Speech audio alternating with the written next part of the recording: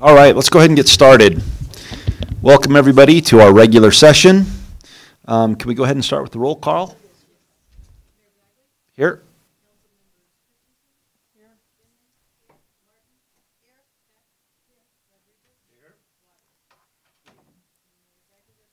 Great, let's say the pledge.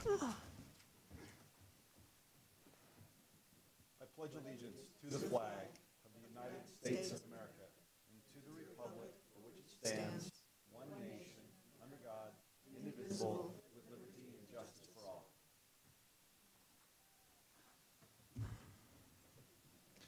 All right, I'm going to switch things up a little bit, and I'm going to go to at least one item under the special reports and presentations. Can we do that now? Do we have everything ready? Okay. So let's go ahead and do I have a motion to approve the minutes? Second. All right, that was Councilmember Finley.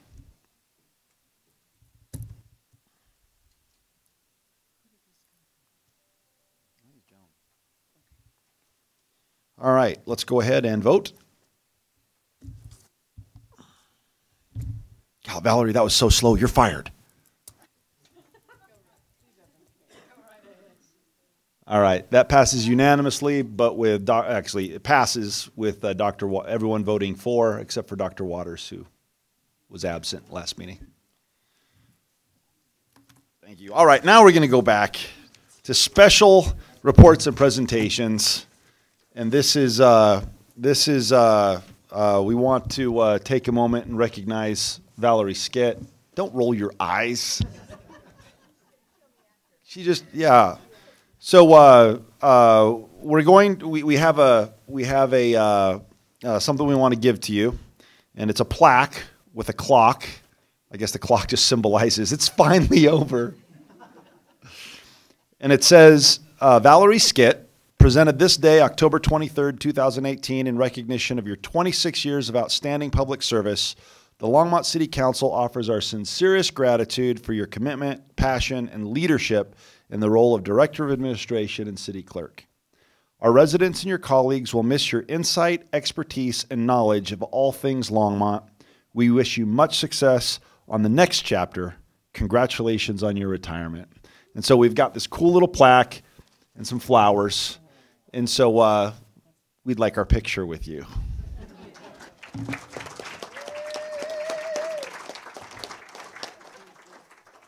And if we could also have the staff come up for this as well, that'd be great.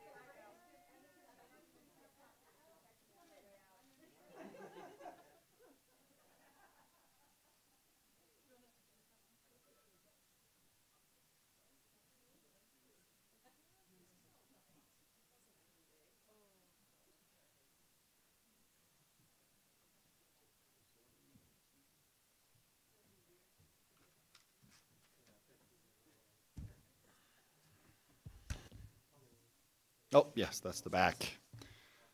All right. Agenda revisions and submission of documents and motions to direct the city manager to add agenda items to future agendas. I believe that Councilmember Peck, you wanted the floor? Thank you, Mayor Bagley. If council agrees, I would like to move that we direct staff to write a letter in support of the transportation proposal number 110 on the ballot. One of the reasons I want to do this is because Mayor Bagley made a great little video in support of 110, and not only should we support our mayor, but I think this is a transportation issue that we need to support. So. Yep, I move that we ask staff to write a letter in support of transportation proposal number 110. Second. That's okay, right, Eugene? Who do you write it to?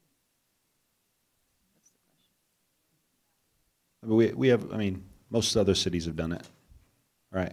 So is Dr. Cogg's Yep. email. Mm-hmm. All right, so we go ahead and vote? We shall.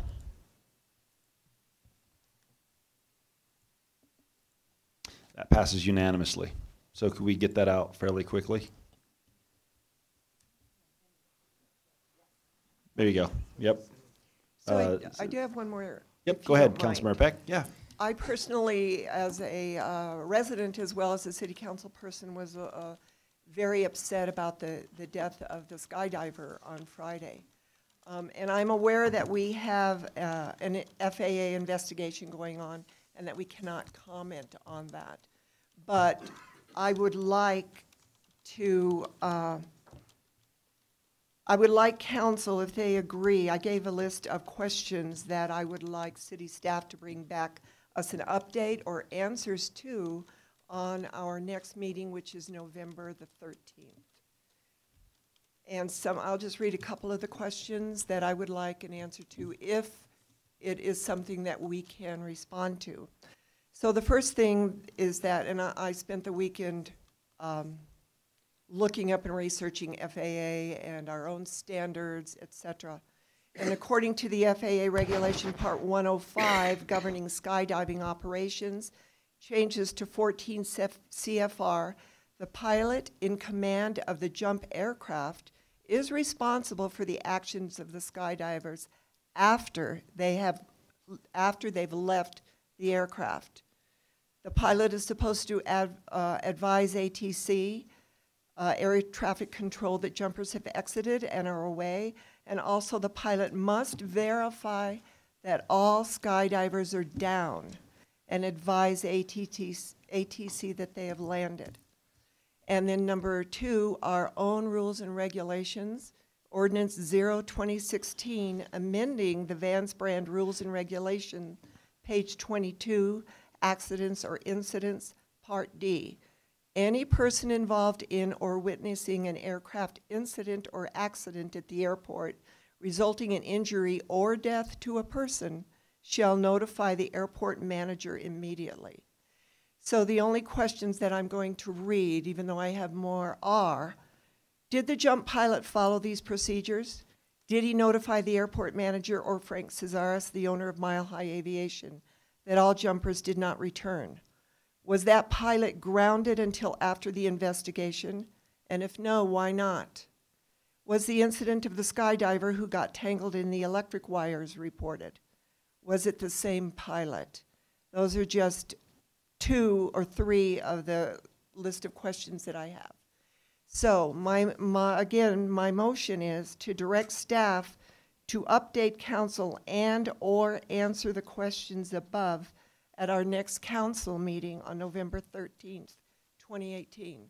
I do not want this incident to be pushed under the rug and council not having a say or question. I feel that we, as a body, should have oversight on what has happened. So that's my motion. Okay. Mayor Pro Tem Christensen.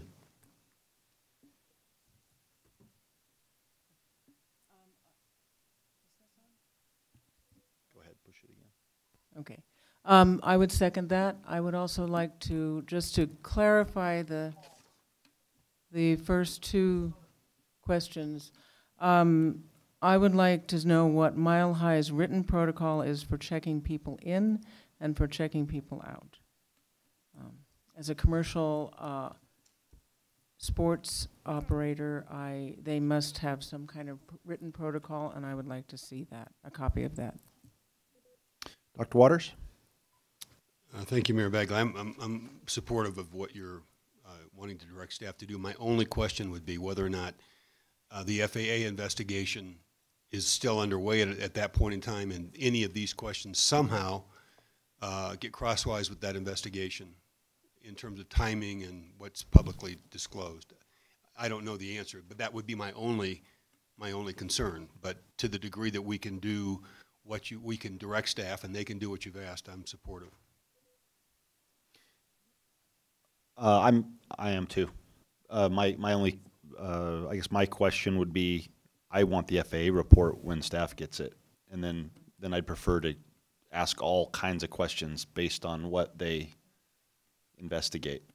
So would it be, is it best just to maybe ask that staff brings us the report and notifies us as soon as it becomes available, and then start asking the questions?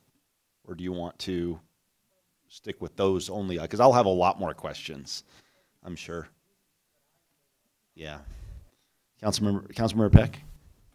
So, yes, and to clarify my motion, that's why I said to update council if FAA investigation is still going on, and or answer the questions that I have.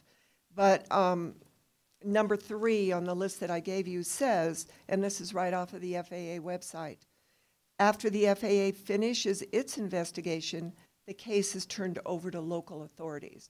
So there will probably be more investigation that we can't comment on as well. But I do want council constantly updated as to where we are and what our actions, if any, are going to be toward Mile High skydiving. Councilmember Martin?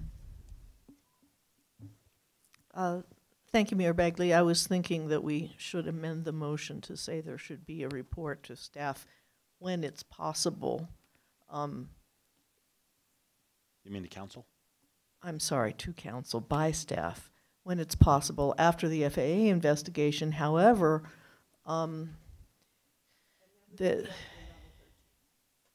if the investigation is over.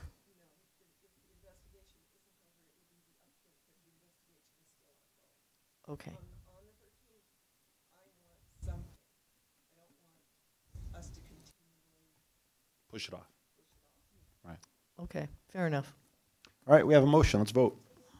And the motion is you're going to answer the questions that are on this sheet of paper if you have the answer, and give us an update on the 13th, and once the FAA is done with its report, get it to us. Yeah, we'll get you one. Okay. All right, let's vote.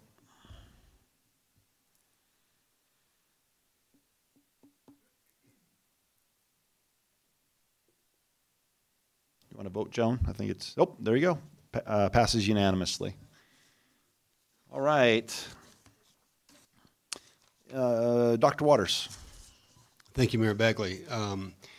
In my absence, there was a newspaper article that I couldn't get access to any news sources when I was gone.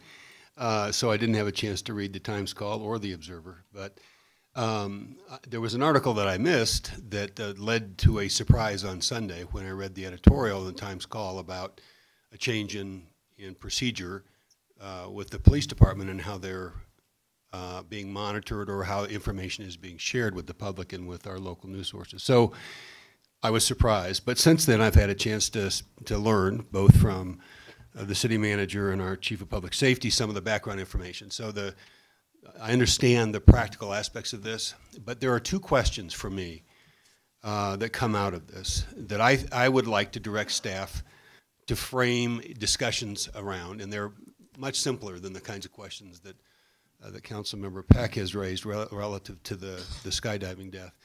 But they're questions that are going to, if we don't get clear on them, are going to become problematic over time. And the first is, how do we differentiate between a policy and an operational question or decision? because what I read in the article, the news article when I finally got to it, was this was an operational decision. And for me, I would argue that. And in the absence of criteria, we're arguing opinions or perspectives, and I don't think that's going to be very productive. We ought to agree on a criteria of some kind, even if it's general, so that we're not disagreeing over whether or not a question was policy or operational. Because if a decision is policy changing or policy making, from my perspective, and operational from someone else's, that's going to be a flashpoint, and we ought to work to avoid that, number one. Second question really has to do with what is or is not a pilot program, because that term is used in the context of city work in a variety of ways, none of which, or most of which, don't resemble my understanding of what a pilot program is. And not that my understanding is the right one, but if I go and look at definitions over and over and over again, the way we use the term is inconsistent with any of the definitions, or most of the definitions that I can identify or come up with. So to avoid confusion about what is or is not a pilot versus a short-term experiment, or an R&D effort, or a variety of ways, I would like to direct staff to bring back opportunities for us to discuss and resolve two questions. How do we differentiate or delineate between a policy question or decision and an operational decision, and agree on a definition and a criteria for what is or is not a pilot program? That is a motion. It is. Is anyone not in agreement that we have that discussion? All right. Want to vote? Is anybody, I mean, let's vote. Oh, was that for ongoing dialogue and discussion, Mayor Pro Tem? Okay.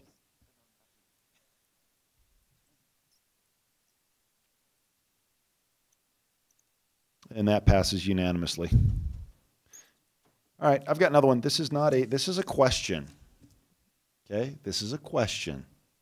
I don't want to see online that this was not my idea. One of my fellow council members mentioned it, and I said, I think we should bring it up. And it was not Councilmember Finley.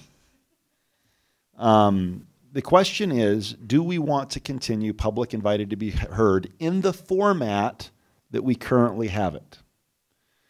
And the proposed question is, what about the following idea? And that would be, first call public invite. By the way, I don't have the list here tonight. Yeah, but this is the appropriate venue to have this conversation in. The first call public invited to be heard, those members of the public, whoever they may be, wherever they might live, if it's relevant to an item on the agenda, meaning our meeting that night, they would be welcome to speak on that topic before we discuss it at the first public invited to be heard. We would then do the city's business pertaining to those topics. And then if there is something not on the agenda, meaning they want to talk about guns, airports, I mean, although if there's the airport or guns are on the agenda, they would be more than welcome to have their say. But that would be left for second public invited to be heard. Oftentimes, anyway, that is the question. Mayor Pro Tem. This has been suggested several times in the past, and it has always been read by the public as hostile to democracy and hostile to the public.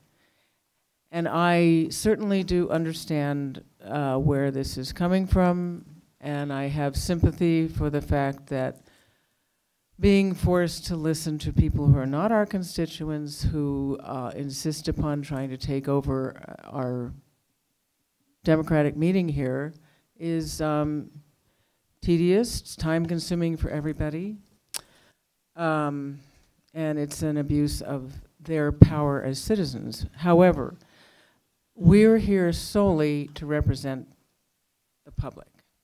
And it is very difficult for many members of the public to come here. They're taking time away from their families. If you have small children, you don't have very much time. So I don't want to do anything to discourage people from doing this and having to wait until possibly midnight before they get a chance to speak sometimes. If they do it early here, it's fairly predictable that they might get to speak by about 7:30. And so they can arrange that.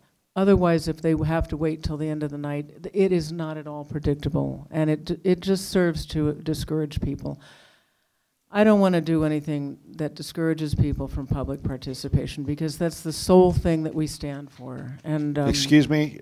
Thank you for the applause, but no that's clapping. inappropriate. So I do understand where this is coming from. It is a long night sometimes for us, but it's also a long night for the people in the audience too. So I would like to keep things the way they are. Councilmember Finley. Thank you, Mayor Bagley. I have always thought that we should do it the way that you mentioned. In the first public invited to be heard would be people who want to talk about things on our agenda. This is done in many, many other cities across the United States.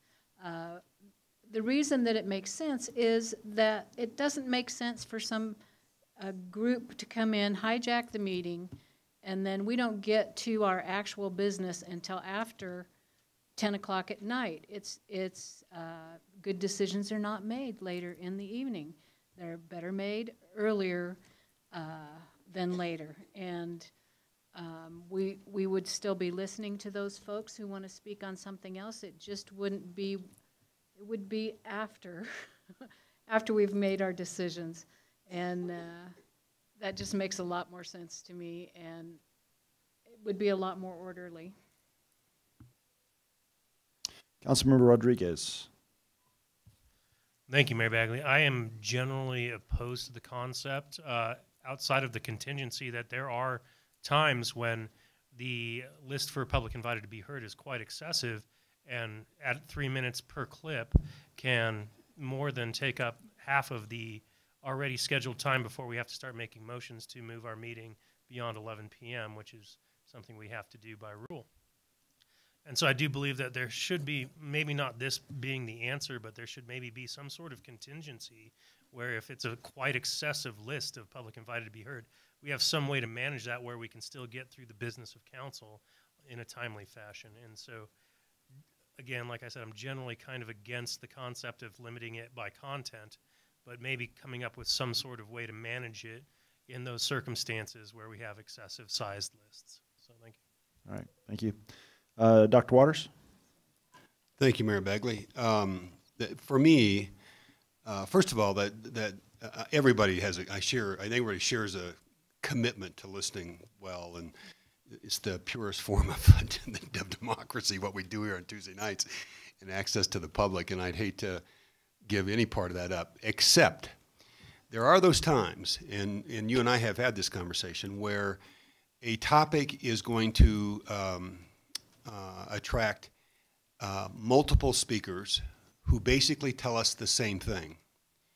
And I think it would be totally appropriate for you as the moderator of this meeting to advise folks that if they have something new to add, please do that, because we're interested. But if we're going to hear the same thing over and over and over again, it doesn't add to the conversation, it doesn't enlighten us, it doesn't inform the public. Just to acknowledge, it's what he said, and then move on, as opposed to having it said over and over and over again. And that doesn't happen often, but it has happened, and it's on those occasions, it seems to me, that we end up long into the night before we get to the people's business here. And if there was a way to be explicit about how we're going to approach that without being offensive, we want to hear and know everybody who has a point of view, but it doesn't have to be the same point of view iterated time after time after time. And there are specific instances that I can think of around specific issues when that's occurred. All right. Thank you. I almost said Doc Martin. Councilmember Martin. I'd like to have their revenue.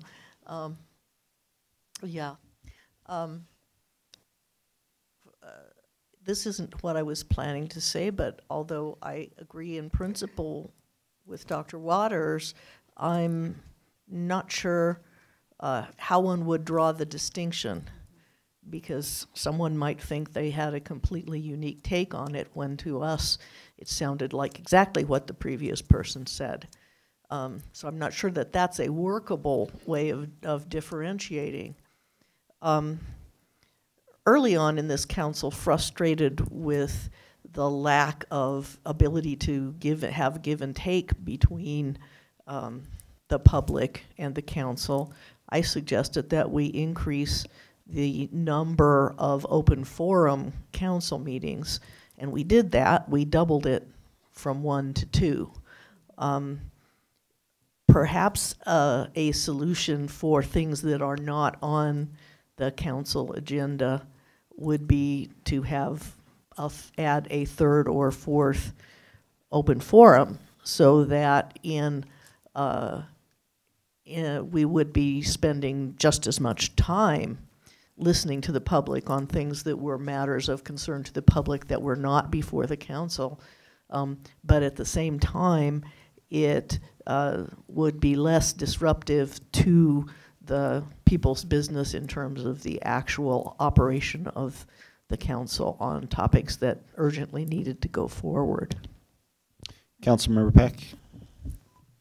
Thank you, Mayor Bagley. I think that this discussion needs to be done a little in a different format maybe, because they're all good ideas and obviously we can come up with a good format.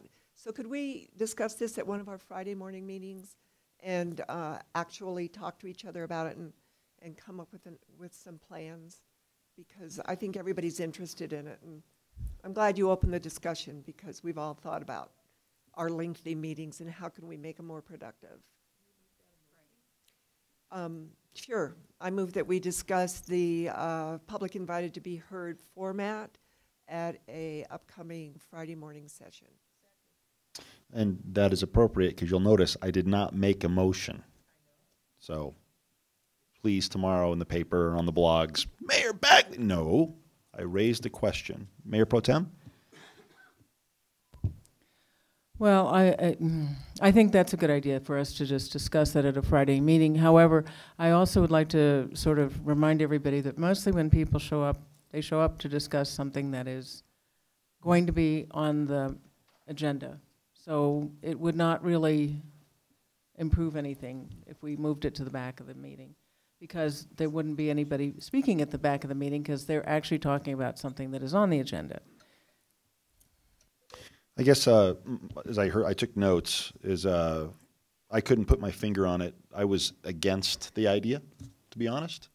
However, I do think something needs to be done. Keeping in mind, first of all, anyone, if you want something on the agenda, you got to convince the mayor, which, to tell you the truth, I don't think would be too hard. 2, you can convince a member of council and bring it up on a Tuesday night. You know, every meeting we have an opportunity to put something on the agenda. 3, each one of us on council has an email address and a phone, and I am unaware of any of us who fail to respond when asked to engage. I completely hear what Dr. Waters said, but it is hard to, everyone who comes to the podium, even if it sounds to us like the same old song, it's still a different tune and in a different key that I'm sure they're thinking, I want my 3 minutes, so that's okay as well. So I was wondering, we also do have open forums, so maybe even increasing those would be an idea. I don't know.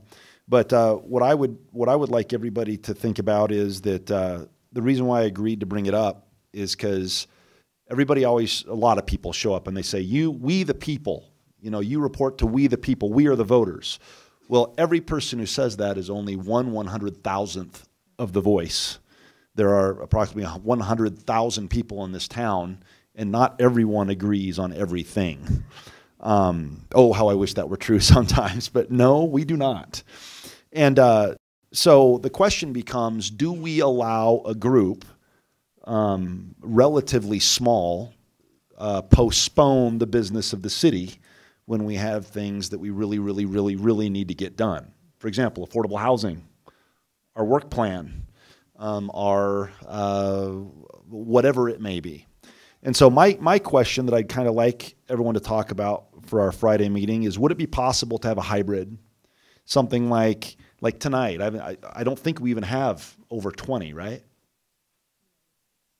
Yeah, so it's short. So maybe what we do is we say, anytime there's less than 20, it's not a problem. Anybody can speak. But maybe what we do is, if it's over 20, first priority goes to those people who are on the agenda.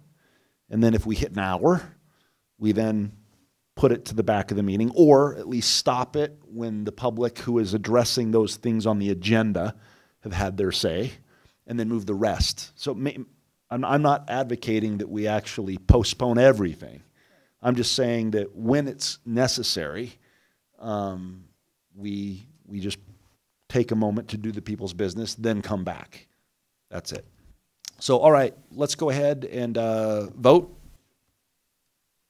And actually, can we just put this on the?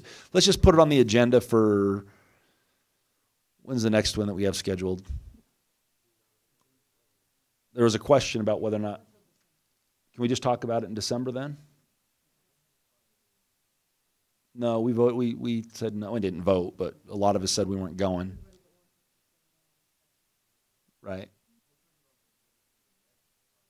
Okay, great. We'll do that. All right, great. Thank you. Okay. Can we get the public invited to be heard list? Yeah. Could I Yeah, sure. let you know that there was something handed out at your desk today for item 8D? This is on the floodplain or the hazard mitigation. It's additional information that didn't make it into your council communication. There's not going to be a presentation on it tonight, but there will be at second reading.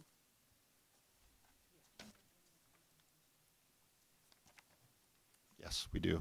But I'm just making sure we have the list. All right.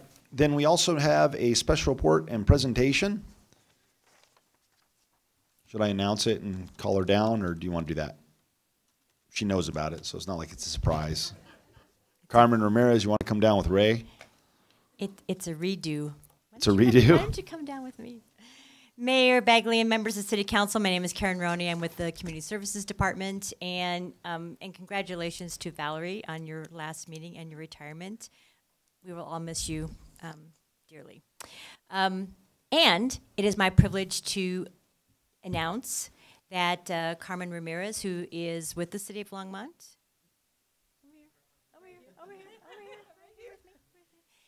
and is our manager of community and neighborhood resources, was a recent recipient of the Boulder Chamber's Women Who Light the Community Award. So I said that carefully. Yay for Carmen.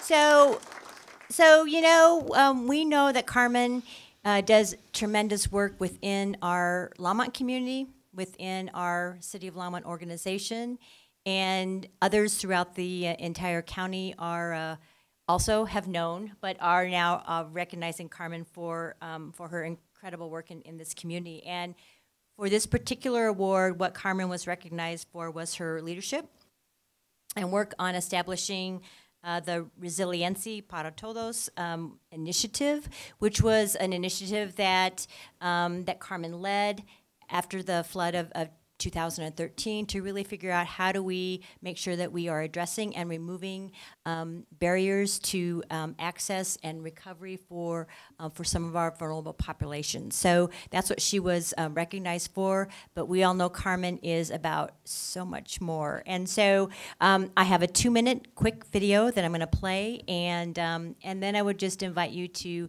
appreciate Carmen for all that she does.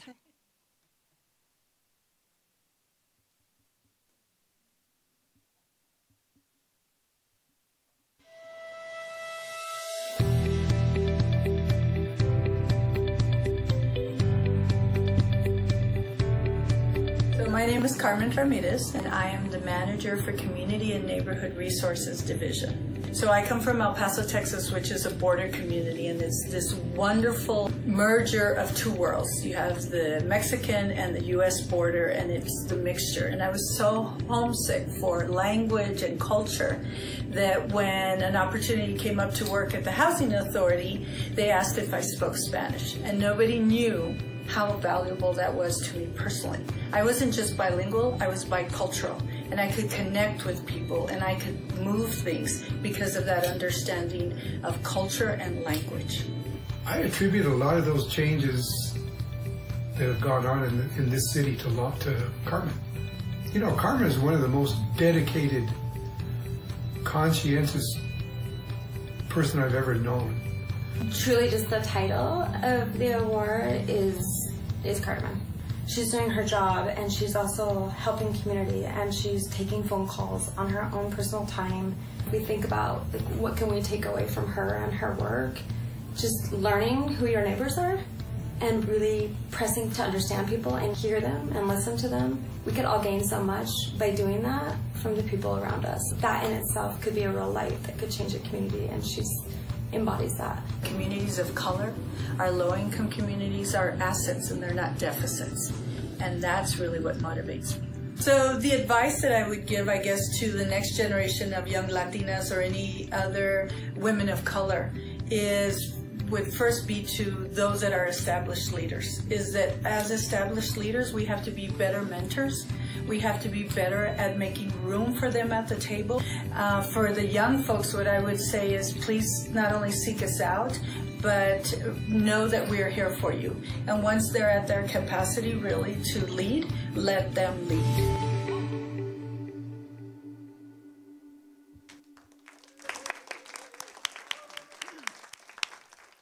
So again, we are so very fortunate to have Carmen as a member of the Longmont community, to have her as a member of the City of Longmont organization for nearly 20 years. Yes. And tonight, we just honor her for being who she is and what she brings to the community.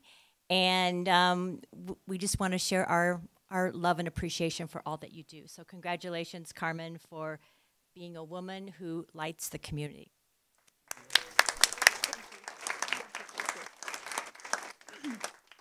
I just want to say thank you for the recognition. I also want to thank Karen for allowing me to challenge and think outside of the box and hopefully bring benefits to our community, especially with the Resiliencia para Todos has highlighted the value of our bilingual youth, and now the mayor and several others know the term cultural broker. So hopefully we can elevate that and benefit all of our communities. So gracias a ustedes. De nada, gracias a ti.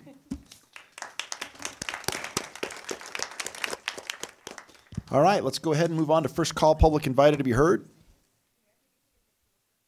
Oh yeah, Carmen. Bring Ray down too.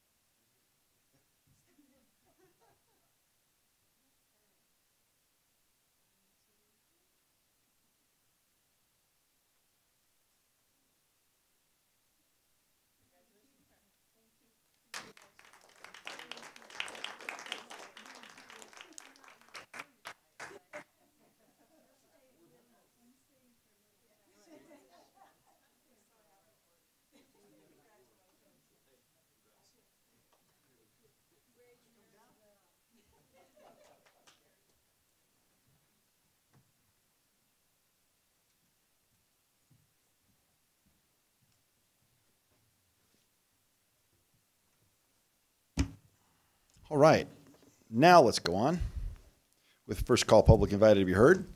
Kimberly Gibbs. There's 12 on the list, by the way, in case anyone's wondering. Kim Gibbs, 7468 Mount Sherman Road in Gun Barrel. Good evening, Mayor Bagley and members of council. I'm going to talk about the airport, but first, a brief comment about police radio silence. I've read the editorials, including one in today's camera. It's a very, very concerning situation, and I hope that it's corrected very soon. Okay.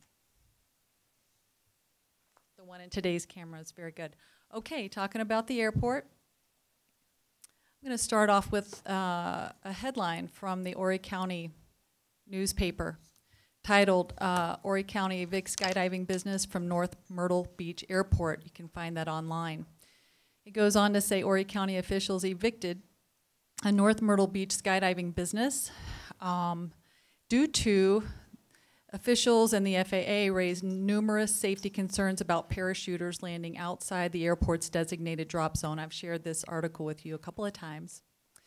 Another article here in the Times Call a few years back, 2012, Boulder County commissioners deny skydiving landing zone application. So this was for the smaller company that was operating in Gun Barrel. They denied the application for a special use permit for a 5.6 acre parcel on a Gun Barrel area farm as a landing zone for parachutists. Commissioners did not address noise concerns. Many people did raise noise concerns. Instead, the commissioners did not address that. They denied the application because neither the 5.6 acre landing site nor the larger 36 acre area in which it's located are big enough to prevent parachutists from landing on adjacent and nearby properties. So we've been talking to you on a pretty regular basis about concerns with the unauthorized off-site landings. And very unfortunately, just this past week, October 19th, a skydiver was found dead in a field in unincorporated Boulder County. And I think a lot of people are wondering, you know, certainly about the circumstances, but why didn't Mile High notify anyone? With our years-long experience with this company, in my opinion, this is just the latest example of a shoddy operation. Does their conduct meet minimum requirements for their lease? On September 29th, 2018, a citizen reported another off-site tandem landing. The tandem jumpers are supposed to be experienced professionals. They were landing on private property. And the person who wrote to you, who was not me, noted Mile High is putting jumpers and the community's safety at risk. When will the city council stop letting Mile High abuse the community? On September 20th, that's when the skydiver was injured landing in the power lines, which we've talked about. Going back June 27th, that was quick. Thank you, Ms. Gibbs. Thanks so much. Joanne Barton.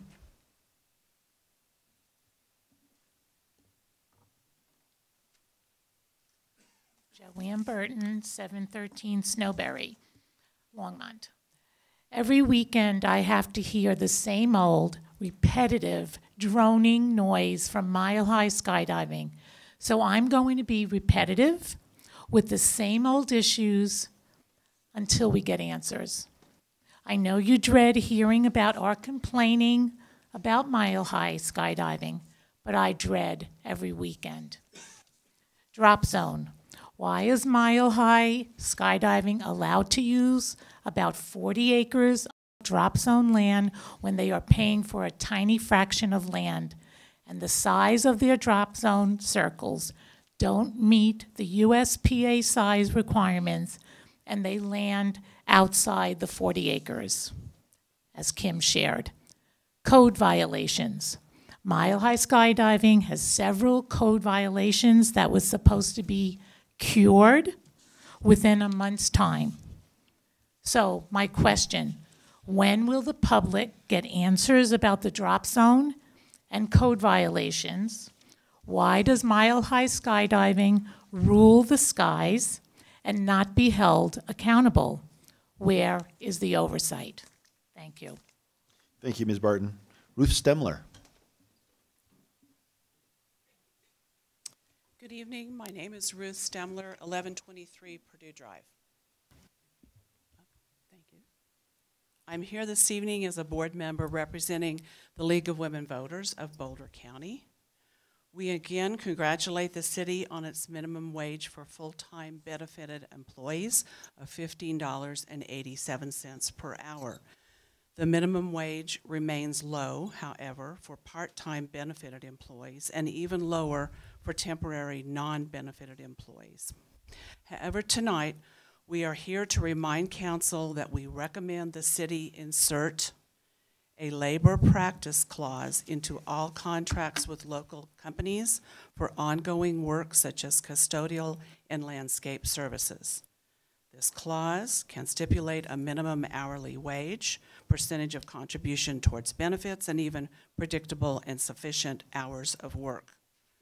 The League of Women Voters of Boulder County looks forward to working with the council, the staff, and a broad range of newly forming coalition partners to consider living wage as a priority in the 2019 and 2020 budget as it relates to city contract workers. Thank you. Thank you. Ken Caldwell.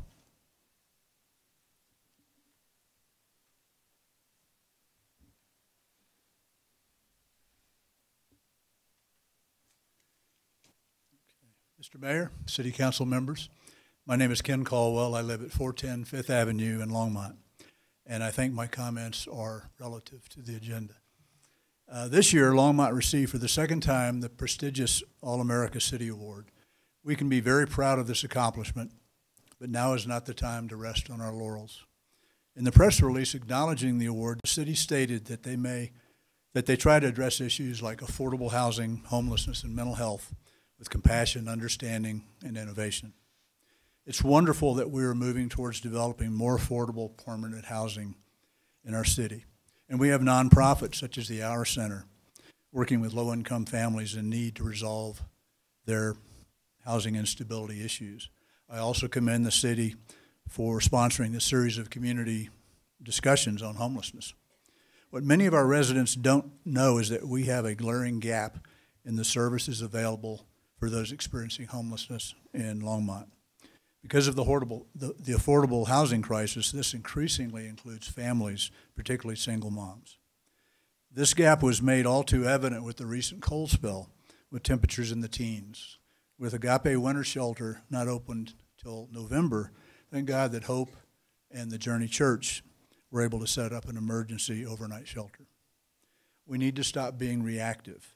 Longmont needs a 24/7, year-round homeless services center that provides emergency and short-term overnight shelter facilities such as showers, laundry, and storage for personal possessions. It's been said that a society can be judged by how it treats its weakest members. How are we going to be judged? Thank you. Thank you, Mr. Caldwell. Doris Ogden.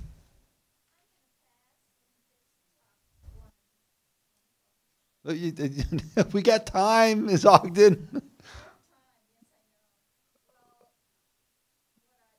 Come on up. It's okay. We've only got 12 tonight. But I'm just wondering, within the budget, the new budget for next year. Can you state your name and address? And Yes. Thank you. Doris Ogden, 3666 Oakwood Drive. I've lived here 50 years, so I've seen Longmont go from 14,000 people to whatever it is now. I have no idea. But anyway, for next year's budget, is there some place within the corporation of the bond issues and all that is going to be used, the money will be used for activities for what I think we're going to be overloaded with young people moving into these apartments that have been built all around Longmont. And that's just a question. So you can answer it if you can. we don't answer right now, but why don't you call somebody? No, just kidding. But we'll touch base offline with you. Okay, thank Great. you. Thank you. All right, Karen Antonacci.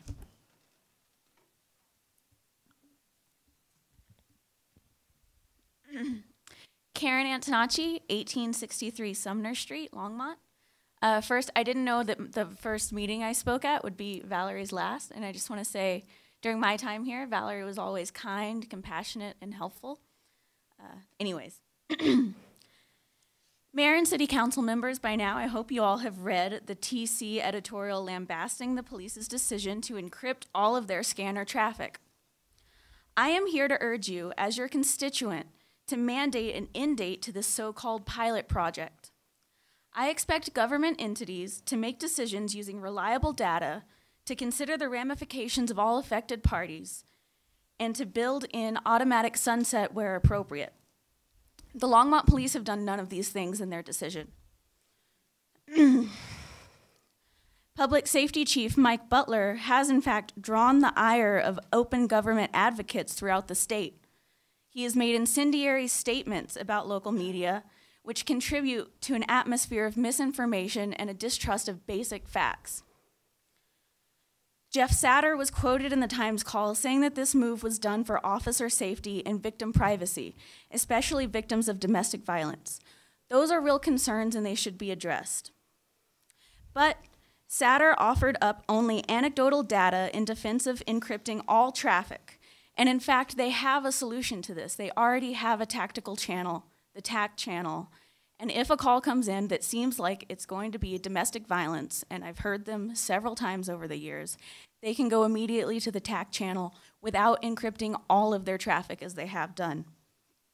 In response to the officer safety concerns, I would like to see quantitative proof that states that the status quo is unacceptable before we do away with it entirely. Satter also claimed this move does not decrease transparency. I can tell you from experience it absolutely does.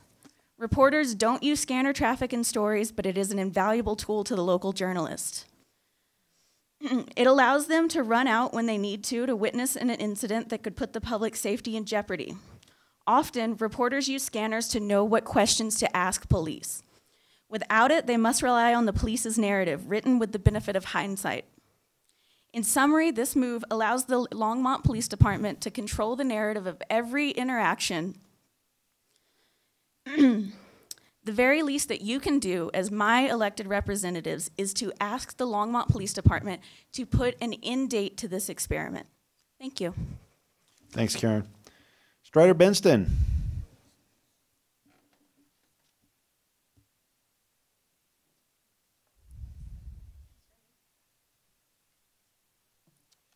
Good evening, Mayor Bagley, City Council. Is it on? Oh, this way? All right. Strider Benston, 951 17th Avenue. There are so many travesties going on right now. I could take 20 hours or 28 days just to list them, but a couple of things. The American reporter Jamal Khashoggi, who was murdered and dismembered a couple of weeks ago by MBS, Mr. Bonesaw, Crown Prince of Saudi Arabia and business partner of Jared Kushner. We need to be looking into what we stand for as a country. The president of our country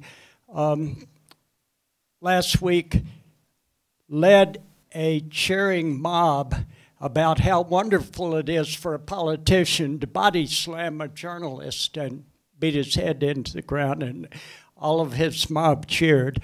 That is what we're dealing with right now. The president wants to exterminate everything that President Obama accomplished, but now he's going after everything Ronald Reagan did. To abrogate a missile treaty, which maybe has saved the planet, and if they get rid of it, might wipe that out. It seems like he's set out to undo or overthrow all of American democracy, and Judge Kavanaugh has already proven his worth by abolishing the right of Indians to vote in North Carolina and North Dakota, by a vote of 5-4, of course. Georgia, the Secretary of State, is running for governor. He has abolished 2 million voters' right to vote in Georgia. How do you find out if you're on the list? Well, that's difficult. So what I see is exactly what happened in 1885 to 1910, Jim Crow, I knew the author of this book, The Strange Career of Jim Crow. Martin Luther King called it the Bible of the Civil Rights Movement.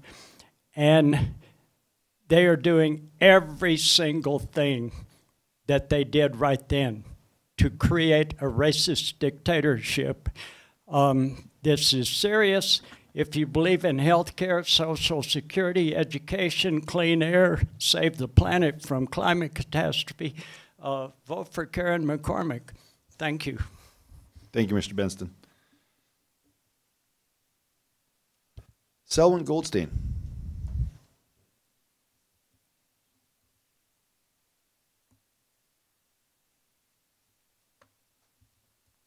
Thank you, Mayor and City Council. My name is Selwyn Goldstein. I'm a Boulder County resident for 48 years, and I'm here to talk to you. I've talked to all of you before at Coffee with Council regarding the gravel mine going in Lyons. You've received a packet from Save Our St. Vrain Valley, and I encourage you to look at the packet and contact the Boulder County Commissioners about their decision to allow Martin Marietta to build a 640-acre gravel mine in Lyons. All of this gravel is going to be traveling through our beautiful town of Longmont, either via Highway 66 or the rail spur going from the CEMEX plant through downtown Longmont. It is going to make Longmont a gravel mining town. This is not what we want. And now is the time to voice our opinion to the Boulder County Commissioners regarding this issue. Thank you very much. Thank you, Mr. Goldstein. Lynette McLean.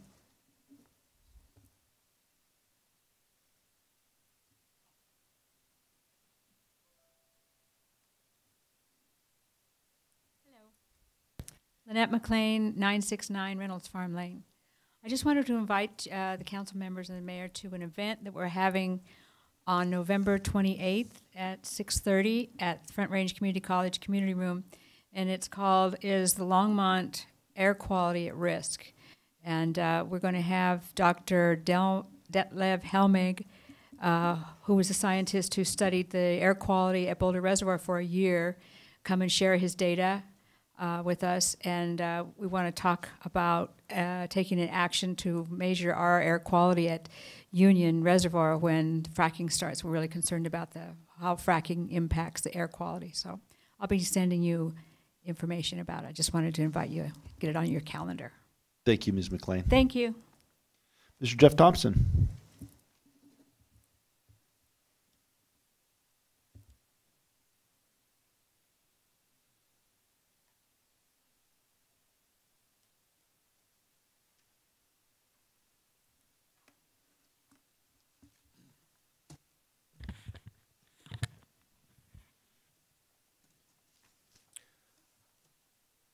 Jeff Thompson, 1616 Sumner Street.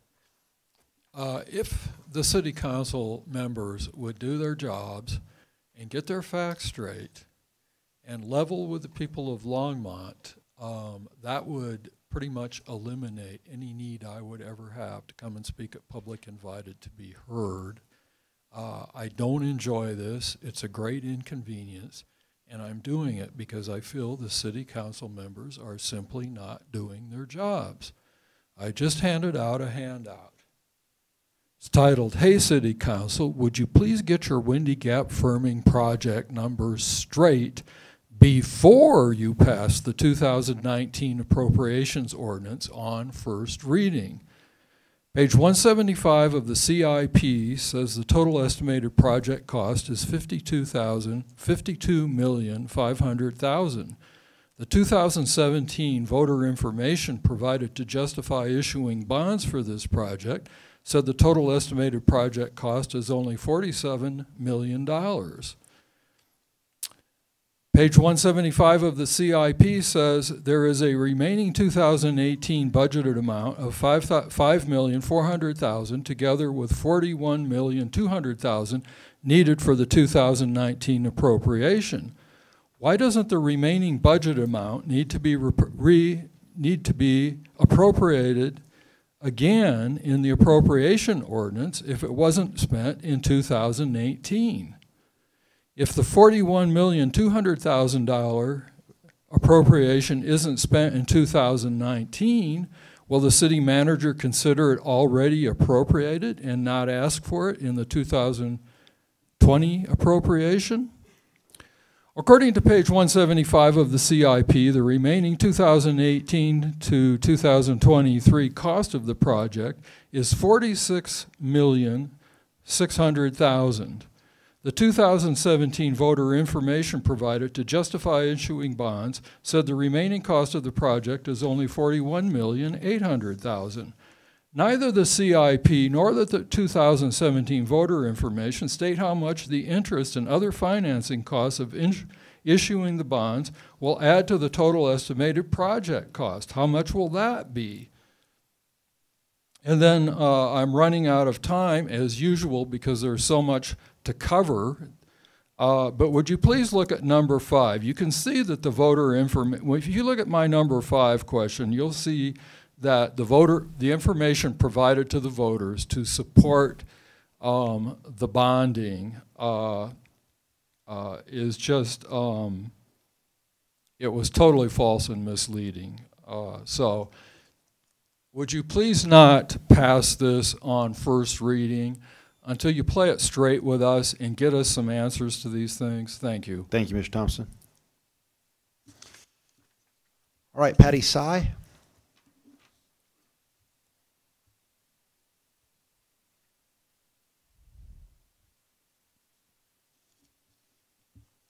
Good evening, Patty Sy, 725 Fordham. I want to say I appreciate the panel and the very long hours you keep. And when I'm here complaining, it's because I love Longmont, not the opposite. I saw a bumper sticker. I'd like to claim it as my own mental thought, but it's not. It said, politicians think of the next election, but true leaders think of the next generation. Now, I see the headlines. You spend millions here. Oh, by the way, after I win the Mega Millions, I plan to stay in Longmont. But everything, we no longer talk in dollars, we talk in millions. I saw the budget headline, millions. I saw the 8.1 that you spent on additional land. I love it. That's great, millions. Then I get this flyer about, okay, we need a couple million for this and a couple million for that. Maintenance is not optional. Yes, we need maintenance. Protecting the people that protect us, our firefighters, not even a question. Give them whatever they need. Pools and recreation, why doesn't this say homeless? I mean, even if we have the best open space and the best parks and the best recreation and the best everything, the best views, the best mayor, the best everything, we are nothing if we don't take care of the homeless. And I never see anything in the budget earmarked for that. I went to the symposium to end homelessness in Longmont. It was very interesting, many different subjects. Too many subjects to list here. It all comes down to money. You have to earmark the money. And I think it's genius that the city owns golf courses and a shopping center and other things that make money.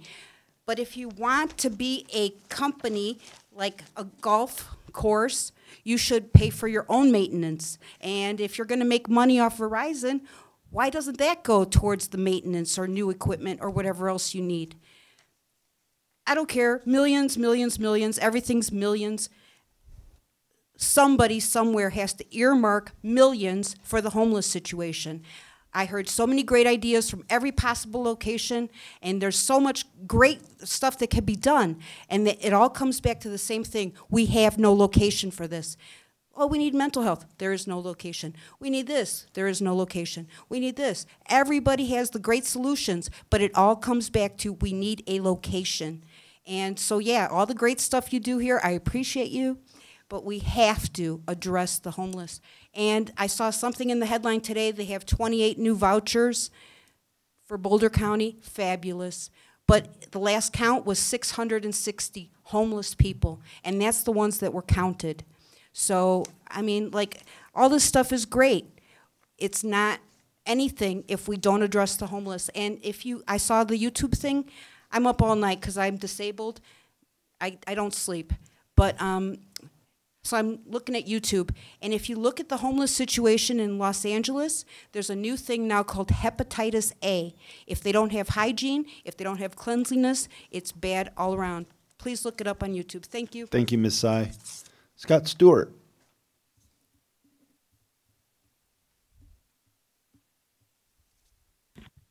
Hi, Scott Stewart, 229 Grand Street.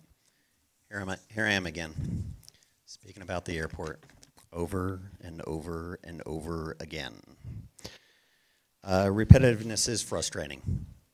When you're speaking to each other about how to possibly control the public invited to be heard and get on with business, could you have a conversation about the airport and the repetitiveness that happens at the airport?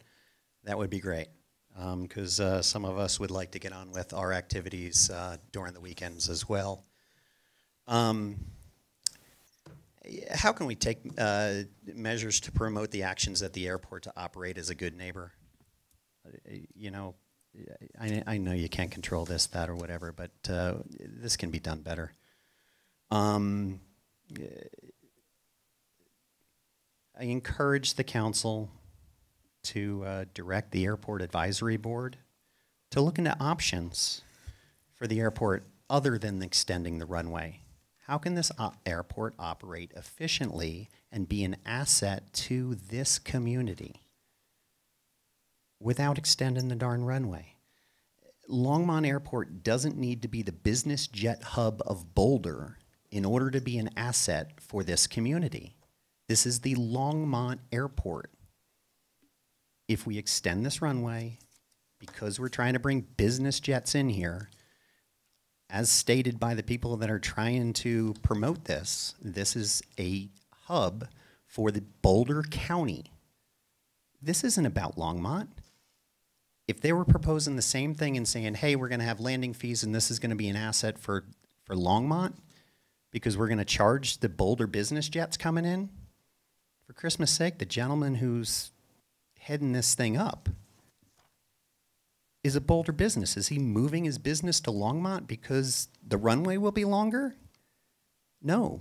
Let's think about Longmont. Thanks. Thank you, Mr. Stewart. All right. Let's go ahead with the consent agenda. And then, by the way, just by way of notification, I had a talk with Harold, and from now on, if city staff needs to pull something from the consent agenda, it's going to be placed under general business so that when we get our agenda, it's a true consent agenda. So just a heads up. All right. Valerie? Item 8A are the 2019 budget ordinances. The first one is Ordinance 2018-45, a bill for an ordinance adopting the budget for the City of Longmont for the year 2019. Public hearing and second reading is scheduled for November 13th. The second one is Ordinance 2018-46, a bill for an ordinance making appropriations for the expenses and liabilities of the City of Longmont for the fiscal year beginning January 1st, 2019. Public hearing scheduled for November 13th. The third budget ordinance is Ordinance 2018-47, a bill for an ordinance amending Title IV of the Longmont Municipal Code on Revenue and Finance by creating the Utility Billing Customer Information System Fund. The public hearing is scheduled for that for November 13th. Item 8B is Ordinance 2018-48, a bill for an ordinance conditionally approving the vacation of a platted access and utility easement generally located in the Wallace Edition 4th filing. Public hearing and second reading is scheduled for November 13th.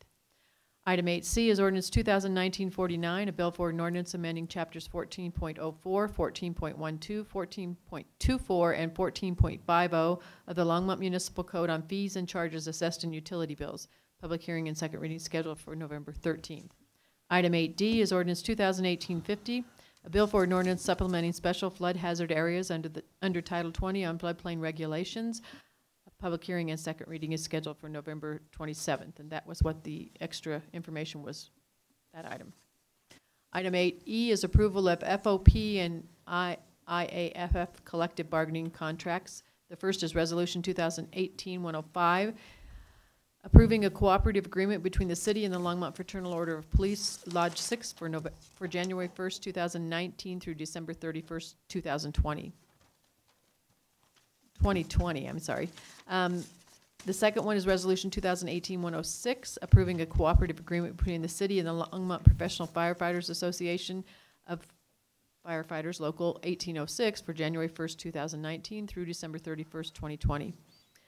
Item 8F is Resolution 2018-107, approving the intergovernmental agreement between the city and the Colorado Department of Transportation for grant funding for equipment purchases.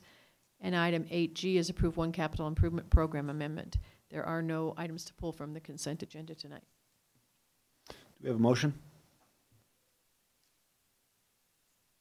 Councilmember Finley. I would move passage of the consent agenda. All right, having been moved and seconded, let's vote. Don't see anybody else in queue.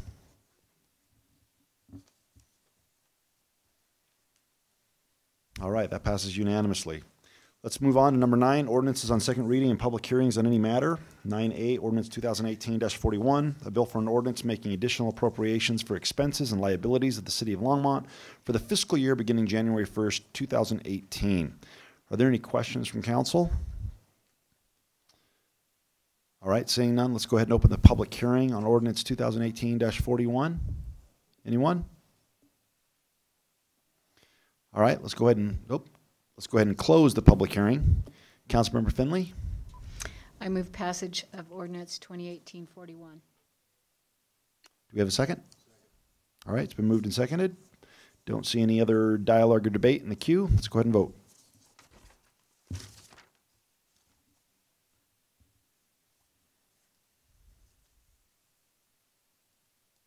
And that passes unanimously. All right, item 9B, 2019 budget mill levy ordinances. B1 is ordinance 2018-42, a bill for an ordinance fixing and levying taxes upon the real and personal property within the city of Longmont for the year 2018 to pay budgeted city expenses for the 2019 fiscal year. Let's go ahead and ask if there's any questions from council. Seeing none, let's go ahead and open the public hearing on ordinance 2018-42 and 43, actually just 42. All right, seeing none, let's close the public hearing. Do we have a vote or a motion? Councilmember Finley? Thank you, Mayor Bagley. I move passage of ordinance 2018-42. Do we have a second? All right, let's go ahead and vote.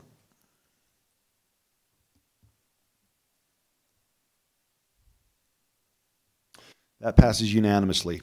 All right, 9B2, ordinance 2018-43, a bill for an ordinance fixing and levying taxes upon the real and personal property within the Longmont Downtown Development District for the year 2018 to pay budgeted expenses of the Longmont Downtown Development Authority for the 2019 fiscal year.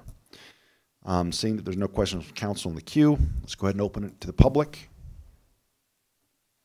All right, seeing no comments or questions from the public, let's go ahead and close the public hearing. Do we have a motion? Councilmember Finley. Thank you, Mayor Bagley. I would move ordinance 2018-43. All right, seeing that we have a motion and a second and there's no further dialogue or debate, let's vote.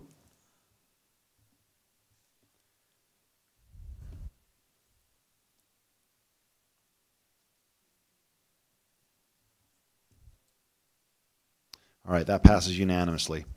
Item 9C, ordinance 2018-44, a bill for an ordinance amending chapter 14.04 of the Longmont Municipal Code to extend the surcharge on water fees for payment of Windy Gap costs.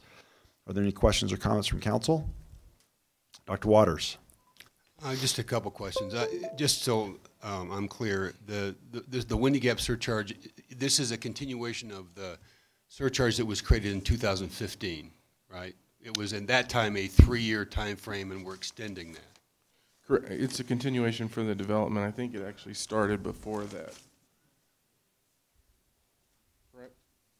Yeah, it was before 2015. It's just a continuation on the development side. The data and the table that was attached, are those totals, or is that's what the surcharge is on top of whatever fees people would be paying for their water? Becky, you want to come down? I want to make sure. I lost my table. I think that's a surcharge. Good evening, Dr. Waters. Yes, that's just the surcharge. Of So whatever the rates are, that's the surcharge for the single family or the multiple family. Yes. When you get All right, any other questions? All right, let's go ahead. Anyone else in the public want to speak on this matter? Let's go ahead and open it up to public hearing. Seeing none, let's close the public hearing. Do we have a motion? Let's go. The what? All right, Dr. Waters snuck in, and we have a second. All right, no further dialogue or debate. Let's vote.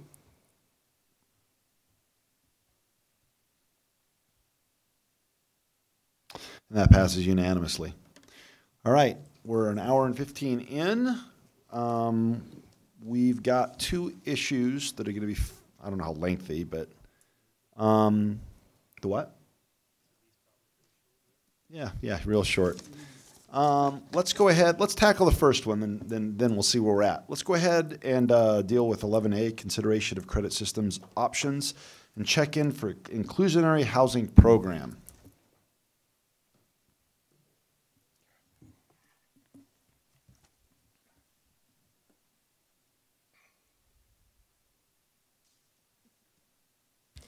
Good evening, Mayor and Council. Kathy Fedler, Housing and Community Investment Manager.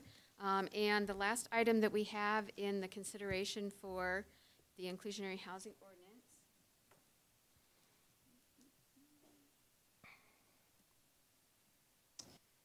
is the credit system that we didn't get to the last time that we were here. So the communication that you got did outline the credit system that we have found one community that has a system such as this at San Jose, California. So based on how they are operating, we're proposing a similar type of program. So the units that would be provided above what was otherwise be required would be eligible to be counted as credits.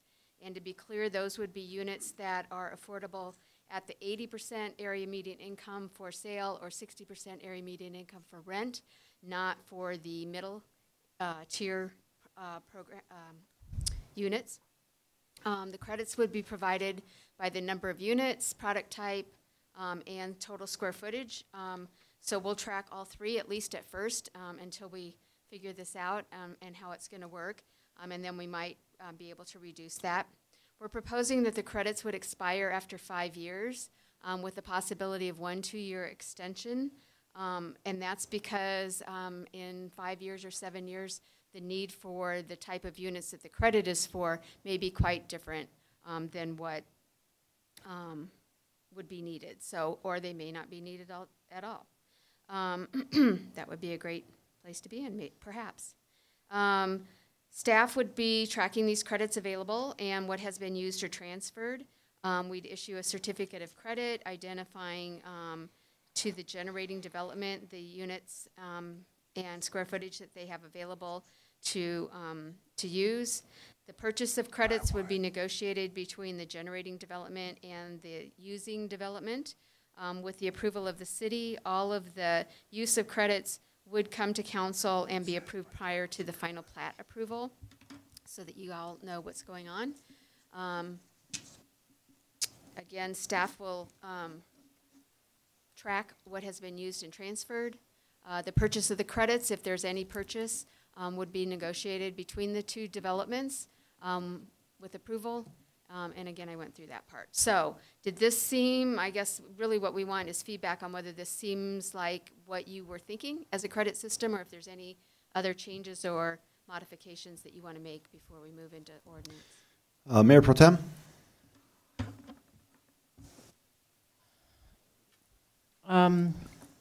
Well, I reiterate my opposition to this. And it seems to me that what we're going to wind up with is a lot of 80 to 120% housing, and furthermore, if credits are allowed to be transferred from one, well, this enables the developer to build all affordable housing, you know, at 80 to 120%, and then build all luxury housing. And apply the offsets to them. So I think there's a reason that only San Jose, or mostly only San Jose, has done this. If we're going to do this, I don't want things to be transferred between developers. That's a very bad idea. And I don't want them to be sold. This is how we got into this problem with, from the 70s on, is public housing being a way that wealthy developers can get out of paying their taxes. So anyway, that's just my little opinion. Not a little opinion. Councilmember Peck.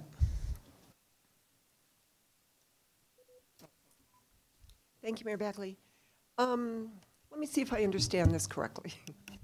So if a developer, instead of building 12% affordable housing within his development, does the entire development as affordable, then if they do another one, they have credit on affordable housing that they can apply to the next one, which means that they do not have to put any affordable housing into the next development. Is that correct? That would be correct if they're utilizing all of it. Okay. What I liked about the last inclusionary housing that the city had was that we did not create classes of people, which I mean putting all the lower income or perhaps, well, I won't say that part, but lower income people in one part of the city and the rich people in another part of the city, creating classes or pockets of classes within our city.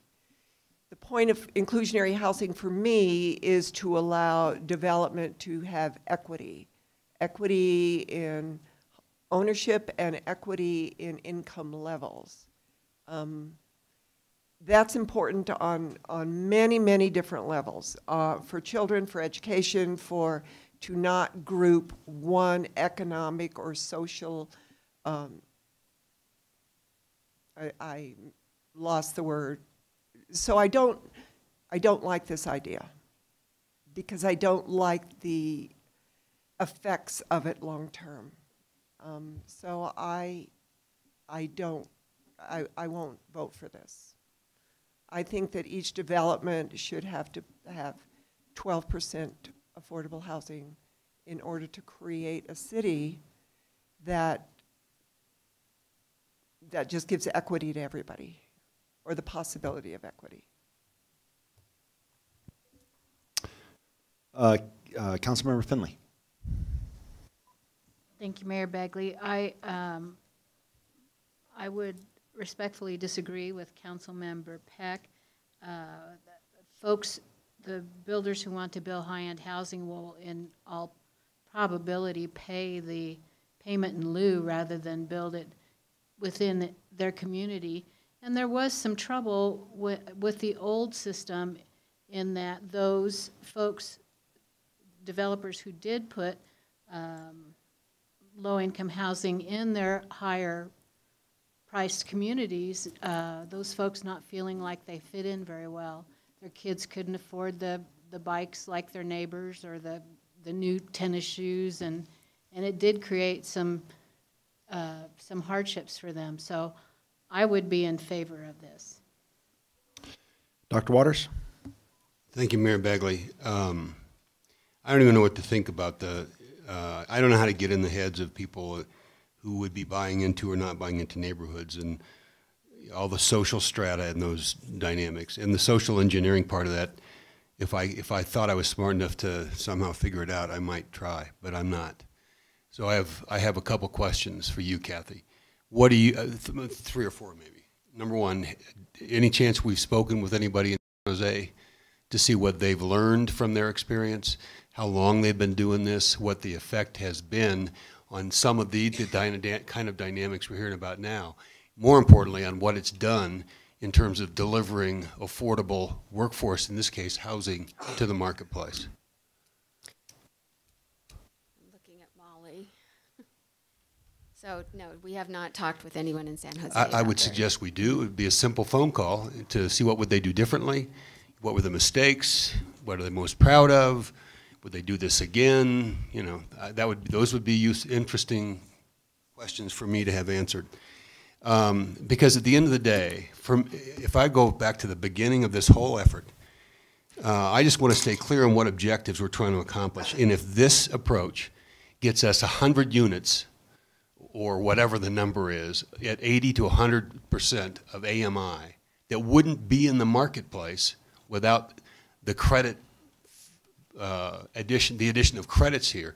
Even if we get 100 luxury units someplace else, status quo is not going to get us the 100 units that we need. And that's as much, I realize we have huge needs from 30 to 100% of AMI. But right now, in this marketplace, the biggest dearth of inventory is the 80 to 100% of AMI. It's workforce housing. And if this gets us there, then I'm all for it. So this is not going to apply to that segment of the credit. A builder's not going to get a credit for 100? Correct, because they're getting the offset of not providing the 12%. Well, they've delivered workforce housing. Right. If they're between 80 to 100, they don't do anything but provide the 80 to 100% of my housing. And if they're above that, it's 40% of the payment in lieu and 80% of the payment in lieu. So they're not getting credits for those units because they're already getting a benefit. So this applies only to the additional units that would be built under the actual 12% requirement, which is the 80% and below, or 60% and below for rental. Well, let me back up then. Let me go back to my questions. Does what you're proposing with the credit approach increase or decrease the likelihood we get more inventory in this marketplace of workforce housing? If you're calling workforce housing 80 to 120%, then no. So what effect would this have on workforce housing? If it's going to get us less, then I'm going to vote against it. So it would, I don't know that it would have any impact. I think it's going to be a different developer that's doing 80% and below versus 80 to 120, 81 to 120.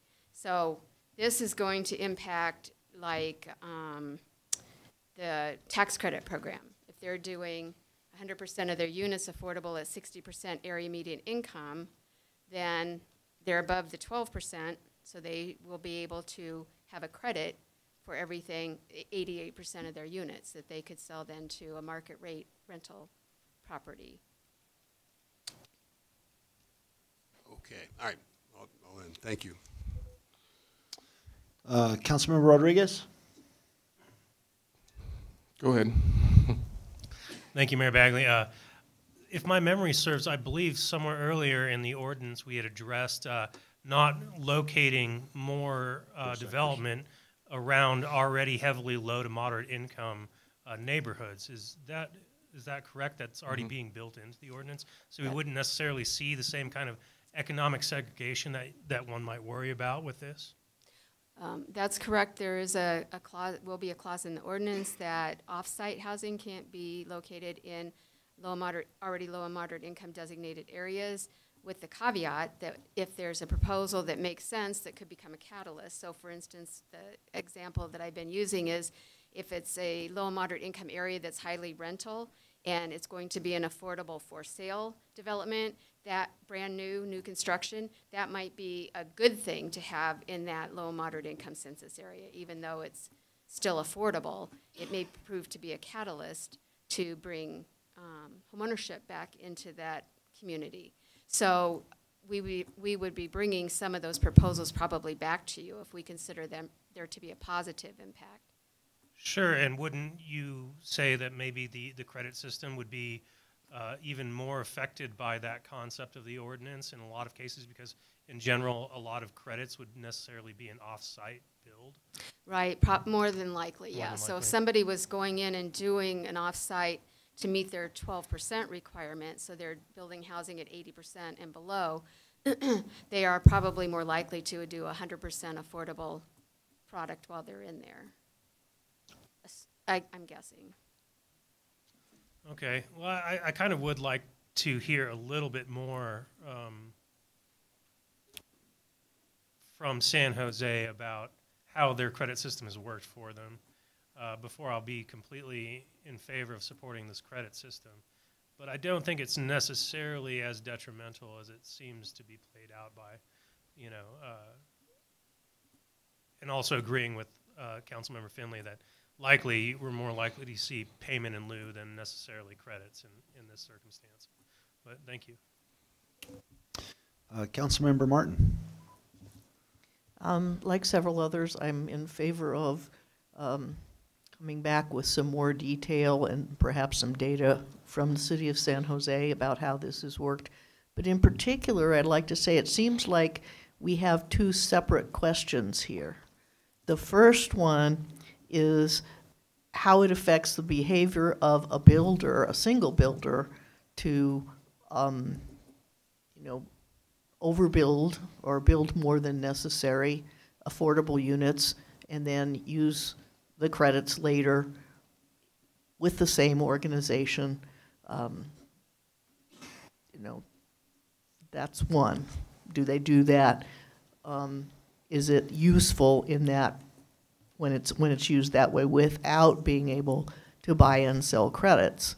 And then separately, you have the impact on the housing market or on the development, the behavior of the development industry, in that you're essentially creating a market like the LIHTC market, which we have seen change in response to market forces and market, well, the impact of the Tax Cuts and Jobs Act in a way that is not particularly good for affordable housing.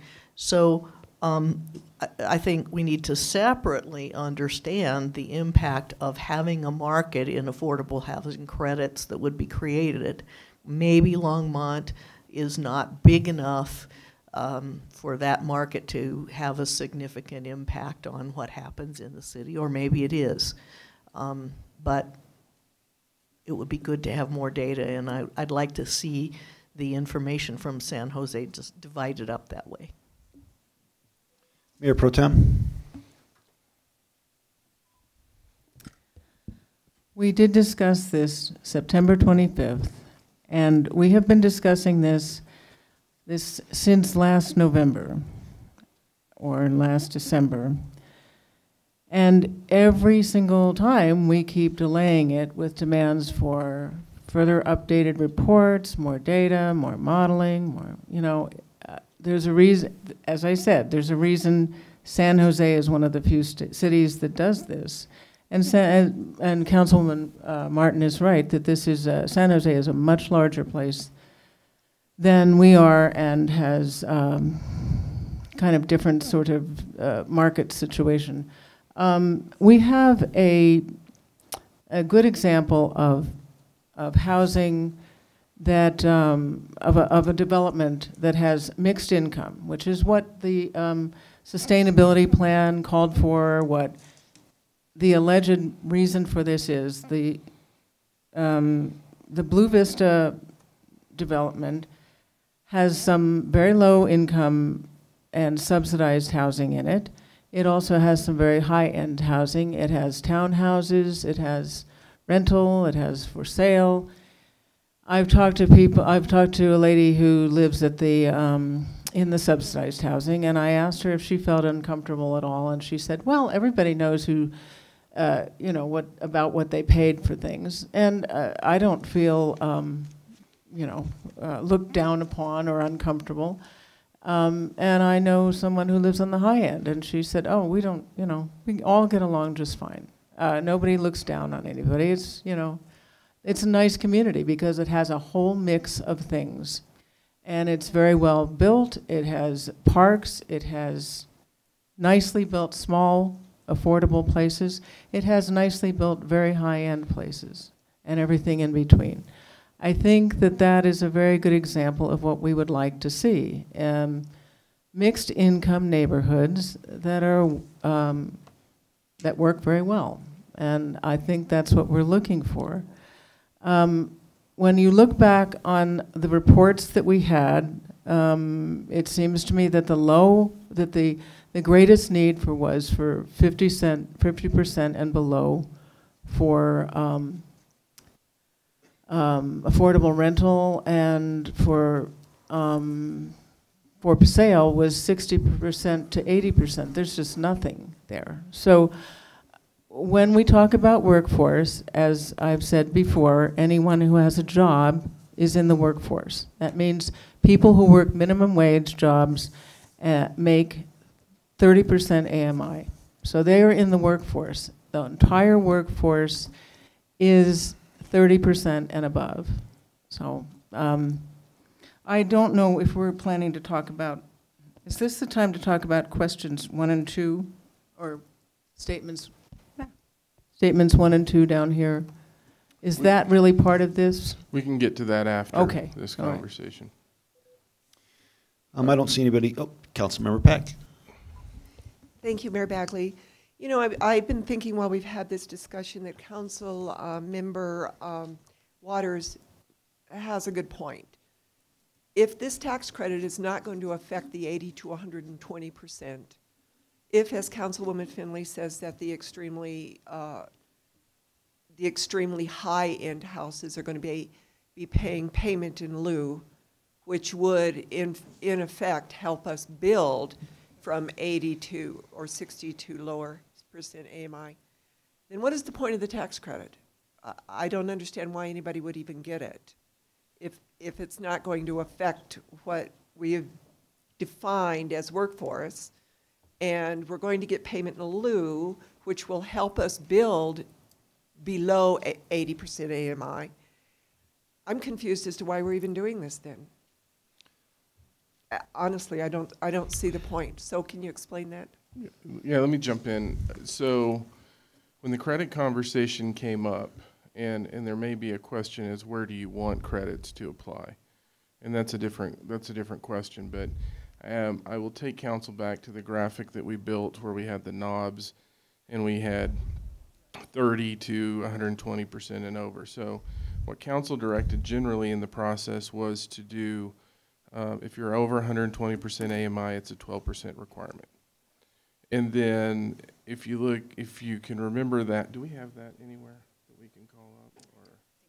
So anyway, if you remember that, that graphic to the left of it, there were a series of incentives for below 80% AMI, and that's where we really get into the affordable conversation. And council wanted to talk about 80 to 120 because, as Council Members Waters said, there's just not anything really being built in there. And so the direction on that piece was, in order to incentivize 80 to 100, then what we would do is to say you do not have the 12% requirement for affordable housing. And then to graduate that incentive up, 100 to 110, it was 40% of the requirement, and 110 to 120, it was 80% of the requirement. The credit really starts showing itself in that it would be another one of those incentives that would apply in the sub 80% AMI category. And that's really the functionality of it. And so the question I would think is, does that add the potential for more homes to be built below 80% AMI? Because it's an additional incentive that's in that mix for that category, just like the water tap fees and those other pieces. And I think that's part of where the conversation's getting. I think we started off thinking it was 80 to 120. If council wants us to look at applying credits to 80 to 120, we can have that conversation. But this is really about providing another incentive for folks to try to build homes below 80% AMI. And I don't know that you can give a credit when there's no requirement on that 80 to 120. That's there's no requirement, so how do you give a bonus or a credit for providing it? So I also think, sorry, just to add on to what Harold said, a lot of the conversation with the developers wanting a credit system was before this program had evolved with that 80 to 120% area looking so different now than what it ever did in the past. So in addition to talking to San Jose, I would suggest that we also talk to some of the developers and see, does it even make sense to them anymore? Or is it more of a single developer that might be able to transfer credits within his own development as opposed to having really any market between developments. So I guess the question is it even an issue at this point since we've changed since the first conversation with the developer? And I think that's a good question to ask. Right. There's people in the queue, but I haven't shared my thoughts yet, and everyone else has. I guess I would encourage us to do this because I do think it would lead to more housing development below 60% AMI. Essentially, what this does is allow a developer. Let's suppose they're building at 80 to 120% AMI. It allows them to say, you know what? I'm going to go ahead and build a few units at 60% below. Or let's suppose they're doing 12%, they're doing luxury homes, and they build 12, or they decide to build 20% at 60% or below, or 80% and below. It would allow them to not go, well, if I'm not going to get credit for it, why am I going to build it? And so I think a good example is the Veterans Village. If somebody wants to, I mean, if HMS wants to build the Veterans Village, and they go, well, if I could either build 12 or I could build 30 or I could build 60 or whatever, it allows them an economic incentive to build when they can build. Or even driving down the street and saying, oh my gosh, you got 3 acres there. That would make a great location for some affordable housing. I'm going to build at 60% of AMI, and then I'm going to turn around and take those credits and sell it to somebody else. It's just one more tool that allows people to start thinking about. It's the exact opposite of capping development. Oh, no, and I think that, and Councilmember Peck said that we have to be careful that we don't create a ghetto situation. Absolutely. But there's nothing that this particular issue deals with that would prevent that we haven't already talked about. Meaning that if a developer comes in and wants to build luxury homes, $1 million luxury homes, they're going to pay the payment in lieu if they want to. Nothing's forcing them to build 12% in that subdivision, which is why we did the 4 sections and then went one step, 4 sectors of the town, and then said that you can't build within, I forget exactly what we talked about, but Had designated low, moderate income areas. right, yeah, so you cannot build ghettos, period, full stop. At least that's what I'm hoping we see in the final version. And so I just view it as I agree with Mayor Pro Tem Christensen. We've dealt with this and talked about this a long time. I'd like to see it implemented with the credit system, because basically all it is encouraging people to build more than 12%. That's essentially what it's doing. And anyway, Councilmember Martin? Couple of things. As usual, I'm not sure which side of the issue I come down on. So some observations. One is there's a reason that we haven't really talked about why a developer would go over the 12% requirement, which is because of the shape of his parcel. And it just might fit to have a row of buildings that are smallish townhouses or condominiums, and they are naturally low priced, and he wants to make the best use of his land. So that is a reason for credits to work. I think it's a separate question as to whether we want to, we need this given the other incentives to build at different levels that we've put in. And I want to recall something that I was told at the very beginning, the first time that we discussed this, when I didn't really know very much at all about any of these issues. And I said, well, what about the low end? And the answer was, well, usually we work with the housing authority to get inventory at the low end. So, my other side of the fence question is, doesn't that still apply, especially since we have a fairly strong cash in lieu program now. I think I would be in favor of passing this as it is if we had to vote for it right now. But another observation I'd like to make is I think that the rest of the ordinance stands by itself, and that if we found that we had a gap later on in the year, after 6 months or 12 months of using the affordable housing ordinance without credits, it would be easy to build a credit system on the side that was engineered to fill the gap we saw develop. So for that reason, I'd be inclined to just say, let's defer discussion of this and pass the ordinance that you guys have written so far.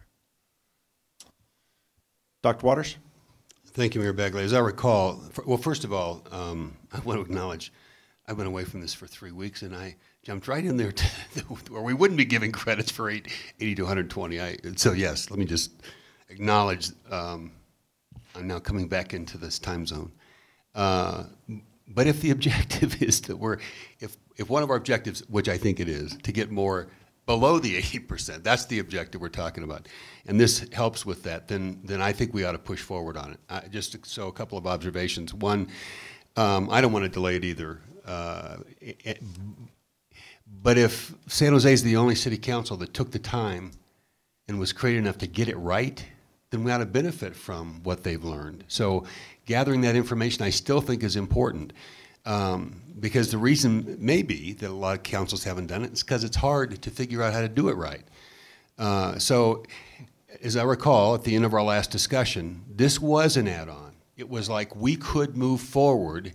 We wouldn't have to do anything with this, or we could make it really simple and build it out over time as we learn more. So I don't want to delay moving forward with the ordinance. I don't know that we have to swallow this whole elephant tonight. If there's a bite or two we could take, or move forward with the ordinance and come back with what we've learned from San Jose. But I don't want to give up on this if it gets us more product below 80% AMI. Kathy mentioned this, and I think if you talk about the bite, can you go back? You know, what we could say is that, and there's a bit, we've talked about this internally, where it really starts getting complicated in this process is how you transfer the credits and how you start moving them around. If you wanted to take a bite, you could still come in and say, if you do more than 12% below the 80% AMI, you developer get the credits for this, and we could still apply the 5 years with 1 2-year extension, and that's a way to ease into the process, and then you could eventually build out the transfer of those credits over time, or we can learn about that piece a little bit more. You know, one of the things about this ordinance, and I've had conversations with all of you about this, and it is different than anything else. And so I think some of the things that, and we need to talk to San Jose, but I think that the challenge for us is this is all encompassing across all spectrums, and really does have the potential to be something that others may look to around and say, hey, this is a way to approach this.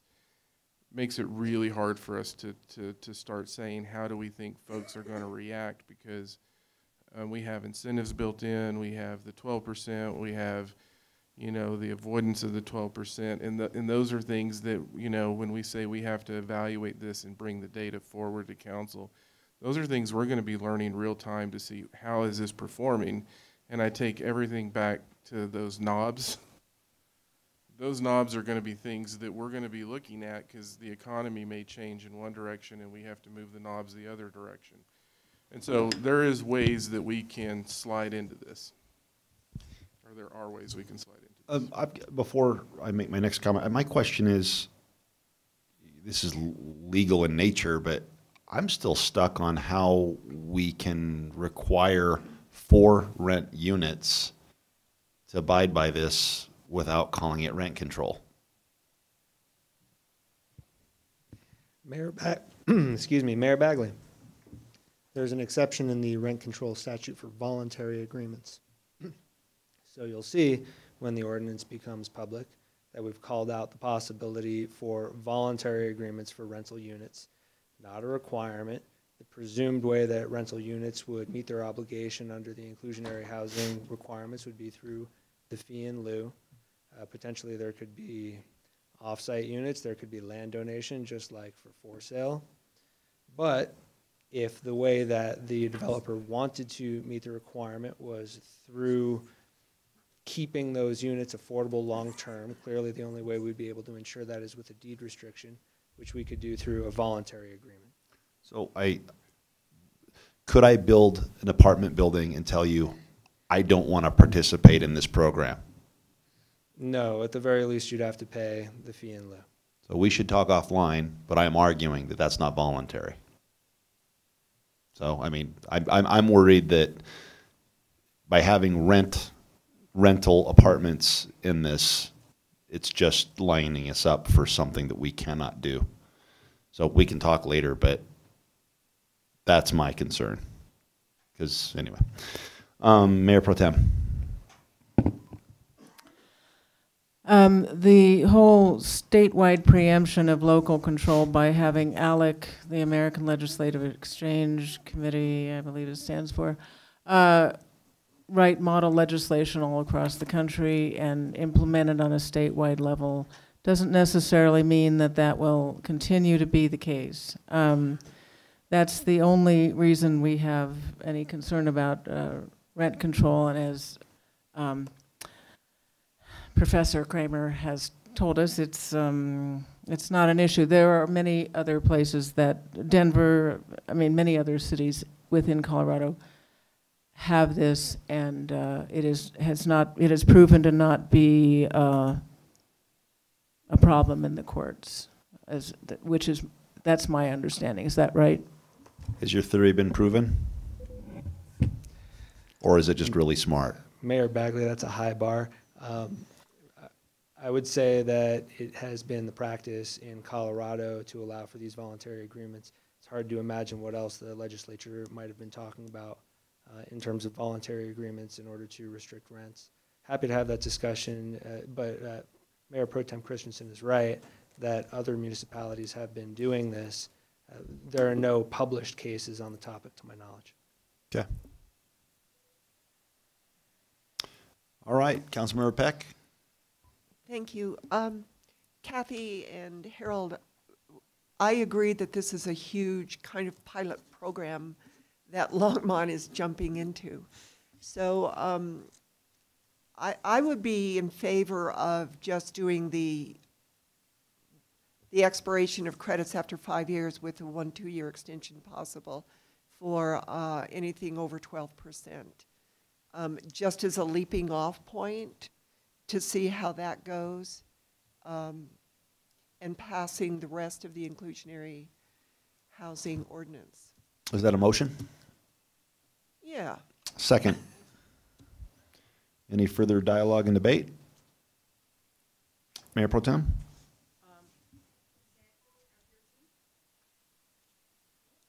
What? Oh, no, this... No, this is... No. We love you, though. We love your enthusiasm. It's awesome. Yeah, let's open it up to the whole town. What do you guys think? So I do think it's important to this to discuss these other points. Does this the thing about let's see. Reduced inclusionary housing requirement when developments partner with or donate land to an entity.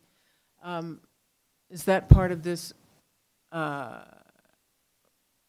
now, or can we discuss that later? I think it would be better if there's a motion to deal with that and then Let's go do back that then. and have separate motions If we can needed. get clarity and then Yep. move. All right. So there's a motion on the table made by Councilmember Peck stating that she moves that we allow for credits over 12%, and those credits would expire after 5 years with a possible 1-2 year extension. Let's vote. Does that... That's what I heard is the motion. Okay. Yeah. That's why I'm restating it. Okay. Okay, we're good. All right. All right, that passes unanimously. All right. Councilman, what was that? Drunk? No, like, no, I was just gonna what I was going to say is that what we put in the communication is what we were going to incorporate into the ordinance unless there were thoughts or questions or opinions to the contrary. So if you have one, then let's hear it. I'm not king, but I'd recommend you go ahead and write it, bring it back, and let's talk about it, because like Mayor Pro Tem says, I'd like to see us keep pushing forward, right? She said yes. All right. Question about it, though. Do you have another question? Oh, sorry, I don't have a. About one and I'm two. sorry, I can't see the queue. God, you're just checked out already, Val. Jeez. Yeah, God, your queue's full. All right, Councilmember Rodriguez. Thank you, Mayor Bagley. I just wanted a quick clarification because I don't believe this motion that just passed necessarily addressed a secondary market for credits. Specifically didn't, and that was the point, is that you would like to defer that. I didn't necessarily catch that in the motion, but okay, that was Yeah, my the question, motion. clarification. The motion was just that they will allow credits for anything over 12%, and those credits will expire after 5 years with a possible 1-2-year extension. And then council or staff can talk to San Jose, bring something back, and we can pick it up. But absence of no secondary market means no secondary market when we put it in the ordinance. Right. Correct. But we haven't had a motion on that yet. I mean, the clarification for Councilmember Rodriguez, yeah, I mean, that wasn't in the motion. And so do we want to give direction now, or let staff take that and come back with their thoughts? Councilmember Finley? I didn't want to address that in particular. I think we ought to allow it, but if the others don't, I'm more than willing to wait to see how things shake out and what San Jose does. So I guess my question is, pertaining to the question, Councilmember Rodriguez, is if there isn't a secondary market, what's the point of credits? I guess they would have to build, the developer would have to build another development in town. Correct. Right. And so if they're not going to build, they're just a waste. Councilmember or Mayor Pro Tem? Not a waste to the community. Well, no, it's not. No, I'm not talking about a waste to the. Yes, I'm talking about the developer. They would view it as a waste. I mean, as far as an economic loss goes. But Mayor Pro Tem? So I would like it to just stand the way it is, and then we can slowly, as Councilman Martin said, work into this as we see how things work out. If we need to make further adjustments to the credit system program, we can do that at a later date. What if, question is, what if it's one developer and then it's a different entity, but it's the same developer who is developing it? What I mean is, a lot of times developers might organize a different LLC. Like I might develop one parcel under ABC, and then I have 12, I build 24, so I have 12% credit, right? And then I organize another company, DEF LLC. I guess what I'm saying is that there's all kinds of scenarios that we that we cannot see coming, and I just think we should just put it in the hands of staff and see what they come back with. Councilmember Martin? Oh, go ahead. Thank you, Mayor Bagley. I think the point of waiting is to not delay the rest of the ordinance. So if we're trying to decide what we're going to do about it now, it delays the ordinance. So I think, first of all, we should clarify that the ordinance goes ahead with credits that can be carried forward by the same developer. But I'd like to note that since these potentially can last 7 years, that we have 7 years to figure out what the best way to create a market for the things is. So I'm pretty sure that if this becomes a hardship for the way that developers will want to use their credits, that they will tell us a long time before 7 years from now. So we'll be gathering data the whole time. Yeah. Well, and deadlines stimulate progress, so you could say you want us to bring back, the remaining portion of the credit in terms of the market component of this within 6 months of implementation. And so we can work on a deadline. See what happens. And see what happens if that works, and that's a way to get it forward. Councilmember Waters?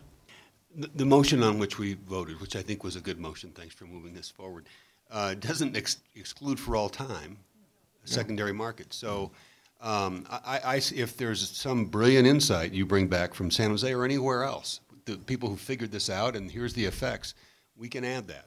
And I don't want to take that off the table. But I think we ought to keep moving it forward, knowing that that's an opportunity. So Hear, hear. All right. So do you have your motion? And I'm going to set an internal deadline of bringing something back within 6 months on how we look at that. But not the ordinance, just that piece. No, that piece of, yes, okay. correct. Just being clear. All right, cool. Councilmember Peck? Kathy, can we look at the two questions? I have a question on part of it. Can you bring them up on the screen? Okay. That's on. At the bottom where it says... On the credit one or on the two separate? Okay. Well, on the bottom credit one. Okay. Where San Jose does not allow any city fees to be waived or any city subsidies for the credit units. And do we want to have the same provision? My question is, when we give subsidies for these developments, does the city ever come out on top or do we lose? For example, when we have our affordable housing fund, and that's where all those subsidies come from and fee waivers, et cetera. Does the city lose money? Those are tax dollars from the residents that go into the affordable housing fund. What I want to know is at what point are the residents subsidizing these fee waivers and subsidies for these developments?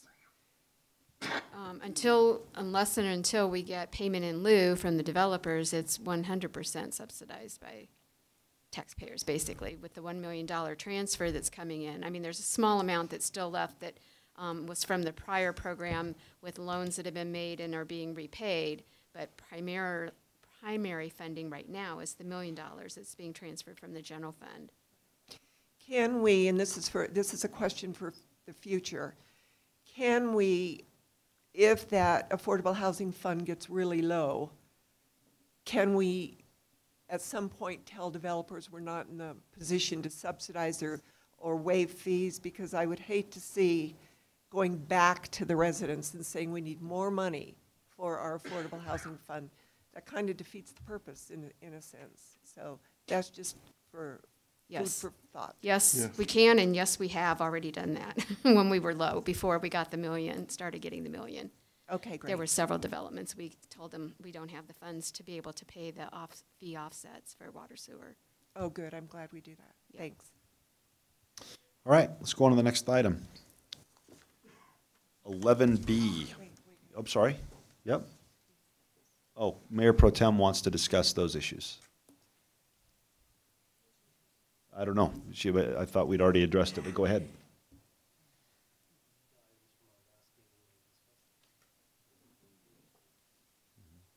Mayor Pro Tem? No, the two things that I keep mentioning, the two things about reduced inclusionary housing and donating land to an entity that will deliver, well, anyway, those two items at the bottom of this page. Mm-hmm. Okay. So what is the relationship to these to what we just passed? They're just separate pieces of the same ordinance. Okay. Well, I have a couple of comments on them. Number one, the reduced inclusionary housing requirement needs to just says donate land to an entity. That needs to be clarified. It's not just any entity, because as Mayor Bagley has said, they can set up any other little entity they want to as an LLC and say, oh, we're donating land to our sister organization with a different name, and that'll get us into, reduced inclusionary housing. So it should be clarified as to, say, 3 entities like Habitat for Humanity or whatever, people who actually do this on a nonprofit basis and are genuinely going to produce that low income housing that we want. So I think we have to really be specific about something other than just an entity. So I think the specific piece in this, there was a lot of conversation about details, and the thing that hit me, and so part of this is my input into this. So you've heard folks talk about the Veterans Project. Yes. In that scenario where you were specific in saying these entities, let's say that comes 2 years down the road, it wouldn't qualify for it because you've specifically listed the entities. What I asked Kathy on in terms of this piece was, what are we trying to accomplish? Yes. And we're trying to accomplish that these entities tend to build homes 60% AMI and below. Okay. And so what I talked to them about was saying, then that's the sideboard, is because if we want homes below 60% AMI built, it goes back to that conversation. That's the intent of the reduction. And so the sideboard is if Harold wins Mega Millions, and which I don't win anything, but if I won it and said, okay, I want to do this, then I could create that nonprofit. But the threshold for me is I have to build those homes below 60% AMI. I can't just create an organization and build 70 and 80% AMI. They have to be below 60% to get that reduction. And so it's another incentive to encourage folks to build houses in an area of another area that we drastically need homes. And right now, the only one that's really providing single family homes, I think, in that price point is probably Habitat. Yes. And so how can we generate others to do the same thing and help fill that void? Because the other limitation that Habitat has is the capacity to really build a lot of it. And so there's capacity questions in that. So that was the genesis of sideboarding it at 60% AMI. But if council wanted to, council could definitely say the organizations. I just think we need to be very careful about that, because I see a lot of potential for corruption. That's because I lived in San Francisco for a long time, and Oakland and Berkeley, and I saw a lot of corruption with this kind of stuff. The other thing is on this number 2, requiring developers to ensure owner occupancy for homes affordable between 81 to 100% AMI. It says that these homes must be their primary residence. I would say that this should say their sole residence, because otherwise people can use this, they can claim it's their primary residence, and if we don't have a date of, I don't know that we can, say you can only live here you only have to live here for 5 months, and then it's your primary residence and we don't check on anything. I have seen this violated again and again and again in San Francisco. That's exactly what landlords do, and that's exactly what builders do. They move in their cousin, their sister, somebody for 6 months, and then it's out of their primary residence. It needs to be their only residence to discourage people using this as investment properties at a reduced rate. Dr. Waters?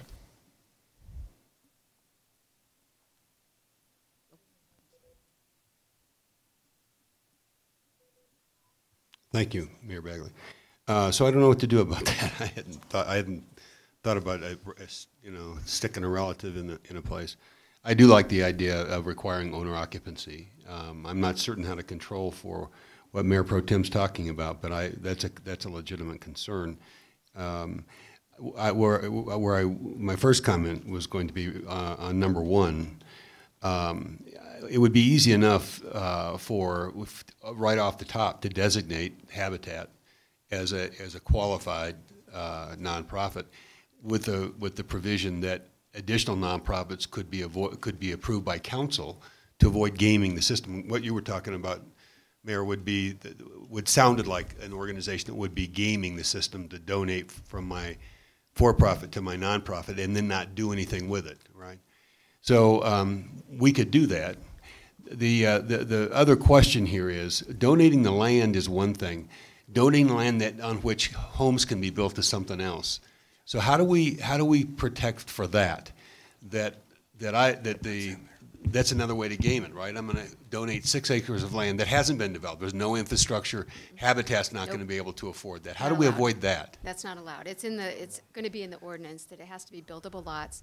It has to be zoned sufficiently for the type of housing, and it has to be of a size that will fit their affordable housing requirement. Thank you. That part we have figured out. And Mayor and Councilmember Waters, just to answer the other part of your question, the way we're drafting this up, there are going to need to be agreements if it's a land donation between the developer, the nonprofit, or whoever is building those units at or below 60%, and the city, to make sure that those units are actually built. And the way we're thinking of it, what really matters is the substantive requirement. As long as those homes are built at or below 60%, we're good. And since the city council is going to be reviewing the use of that third party to build the homes, that's going to be part of the agreement. That's going to be controlled on that end too. So I'm not sure it's necessary to actually name these nonprofits in the ordinance. I appreciate that. It was the accountability part of it that I was concerned about, and you've addressed it. Thanks. Councilmember Rodriguez. Thank you, Mayor Bagley. I'm actually just going to jump in here on Mayor Pro Tem Christensen's questions about the ensure owner occupancy. I think the sticking point is that the 81 to 100% that we're talking about in this specific case is non-deed restricted market rate housing. And so there's very little we can do without deed restricting to continue to control the sales after an initial, just the initial sales point of the very first one. And I think the best we can do, as far as considering that this is market rate housing in all concepts, the best we can do is pretty much to have this agreement for excluding the 81 to 100% from the inclusionary zoning, in that they provide us documentation that it would be a primary residence. Yes, are there loopholes to get around that? They're very difficult in the current mortgage lending regulation system that is in place at the moment. Pre-2008, it was much, much easier to accomplish what you said as far as that kind of fraudulent transaction is concerned. But I do believe that having any sort of regulation on a secondary transaction would be extremely difficult, considering there's no deed restrictions on this particular segment of the market. So I just wanted to make that comment. All right, I'm gonna jump in as chairman here. That's great that we've discussed this, but we've already voted on it in previous meetings. I actually lost. I'd love to revote on one of these, but we're not gonna. And so let's go ahead and move on, and you've got your direction. All right, thank you. Thank you. All right, now let's move on to 9B. I'm sorry, 11B.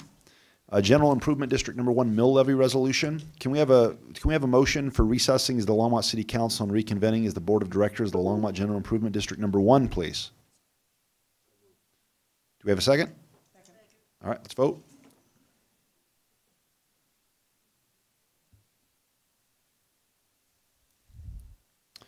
All right, that passes unanimously. Number 11B2, Resolution LGID 2018-03, a resolution fixing and levying taxes on the real and personal property within the Longmont General Improvement District Number 1 for the year 2018 to pay budgeted expenses of the district for the 2019 fiscal year. Do we have a motion? we have a second? It's been moved and seconded. No further dialogue and debate based on the queue. Let's vote.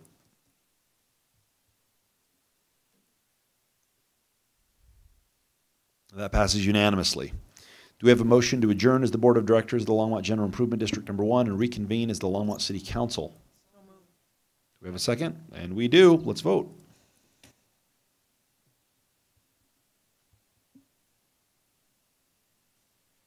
All right, that passes unanimously. Let's go ahead and take a break, and then we'll go on to the last item, which doesn't mean that we need to fill the entire time. It just means we're going to go on to the last item.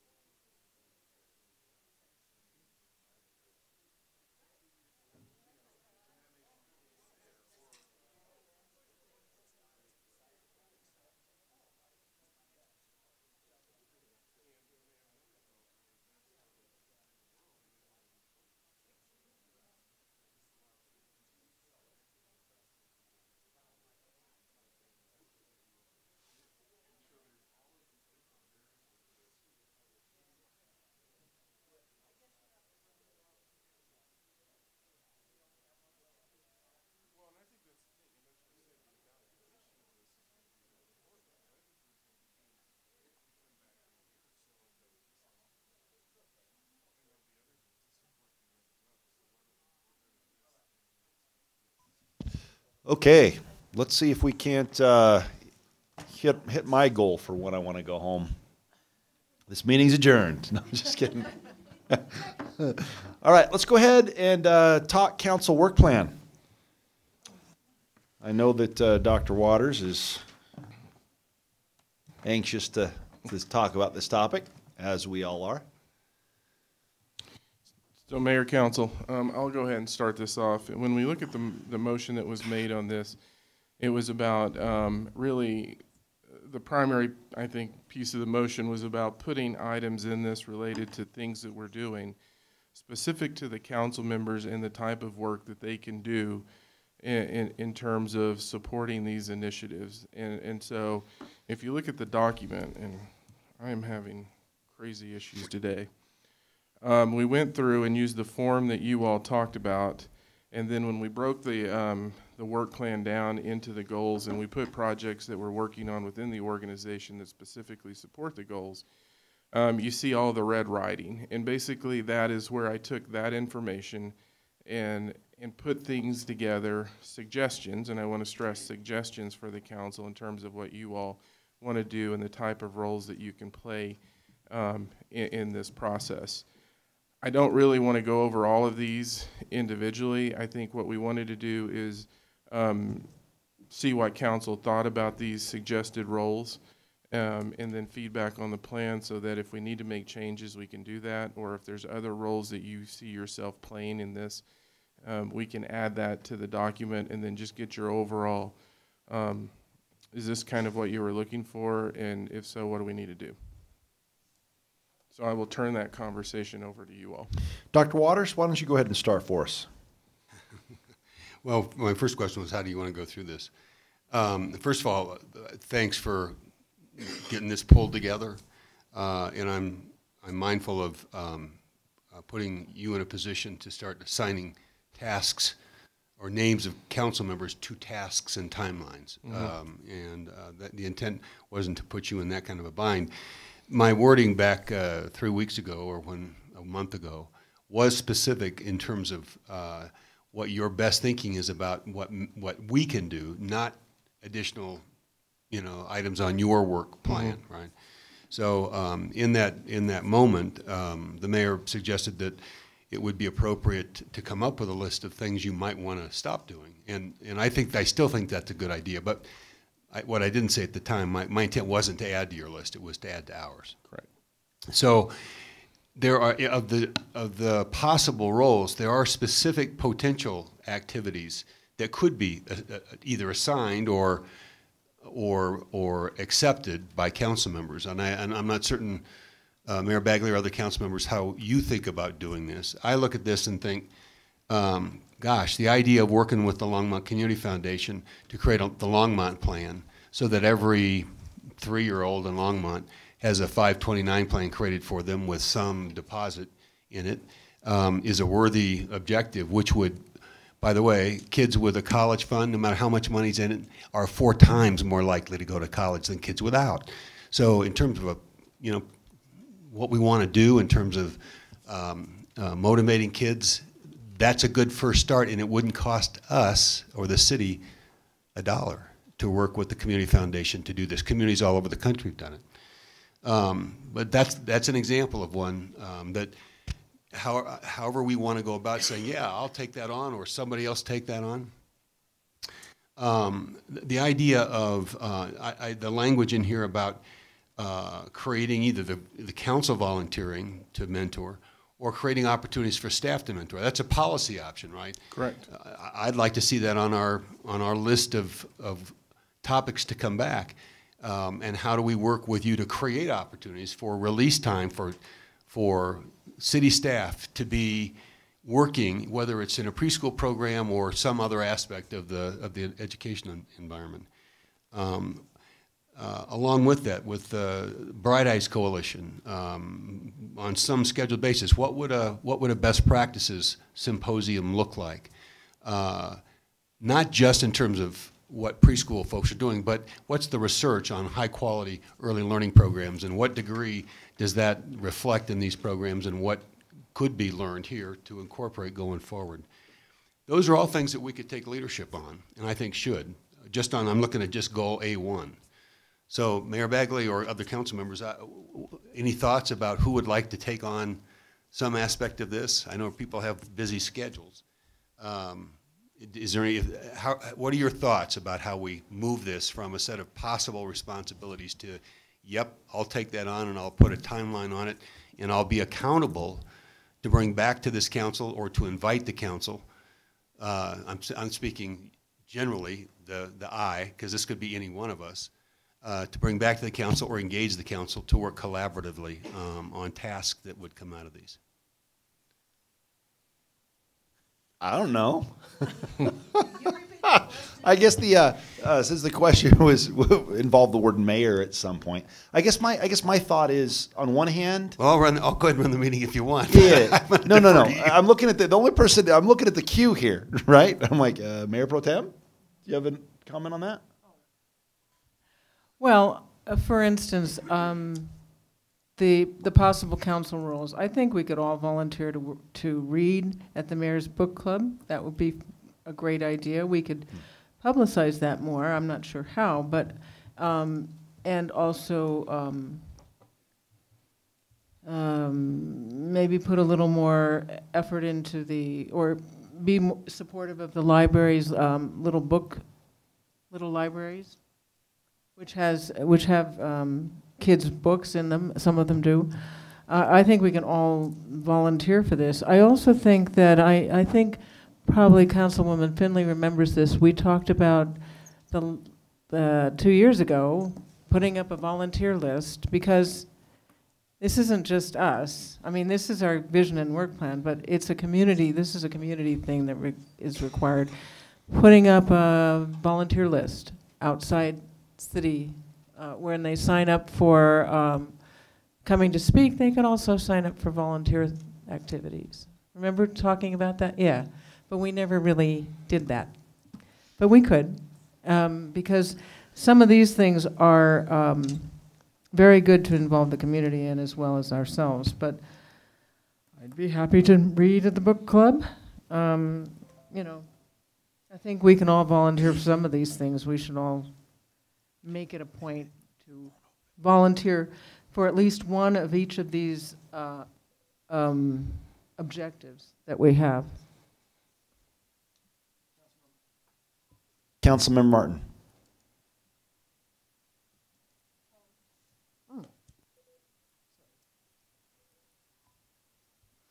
Thank you, Mayor Bagley. I think some of these may need to be initiated as a program so for example, I can easily see evangelizing the Share the Next Light program. However, before I could do that, I would need to understand how the program works, what the financial commitments need to be, and so on. And then I would evangelize that up and down the whole town. So we need to figure out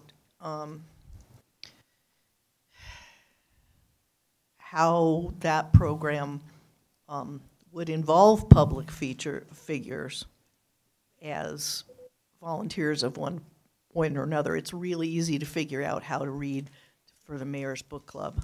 It is not necessarily easy to figure out how to become a promoter of Share the Next Light. So those, I think, we should sort through them and figure out whether a plan is going to be, it doesn't necessarily rise to the level of an ordinance, but it needs to be a scheduled training. Correct. That we would approve. And so you take care of the details, right. Staff, please, but we need that. So I think you saw one section on this where I said we would prepare presentation materials and we would work with you all on doing that. I think, let me step back a little. If it's okay with council, I'd like to talk a little bit about why I put certain things in there. I wanted to kind of hear you all first, but if it's okay, I would like to engage in that a little bit.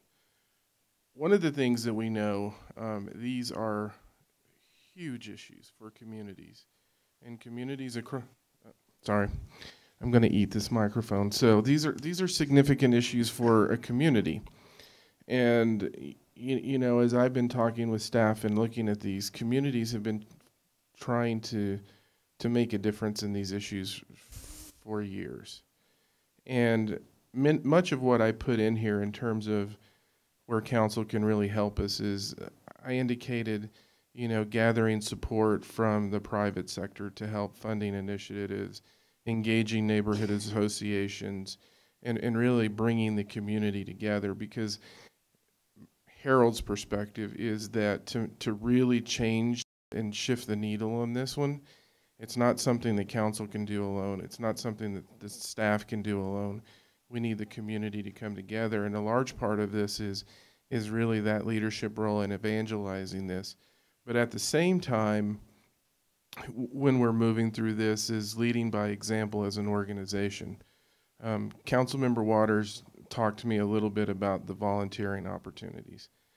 It's something I've been noodling around in my head, but what I want to do is find what people are passionate about in the organization, give them the ability to engage in that passion, and take some time to then support the community, because it does several things for us. One, it takes people out of their normal world, and it creates a stronger community. It creates a stronger bond with the community. But research will also show when you allow people within an organization to engage in things they're passionate about, their productivity actually increases dramatically. And so it's about bringing that community together. Will people criticize an approach like this? Yes. I can tell you right now, folks will say, well, we're wasting tax dollars. But we're all part of a community, and it's going to take every one of us to come to the table to start shifting these dials. So I wanted to kind of give some perspective as why I put certain things in. Councilmember Finley?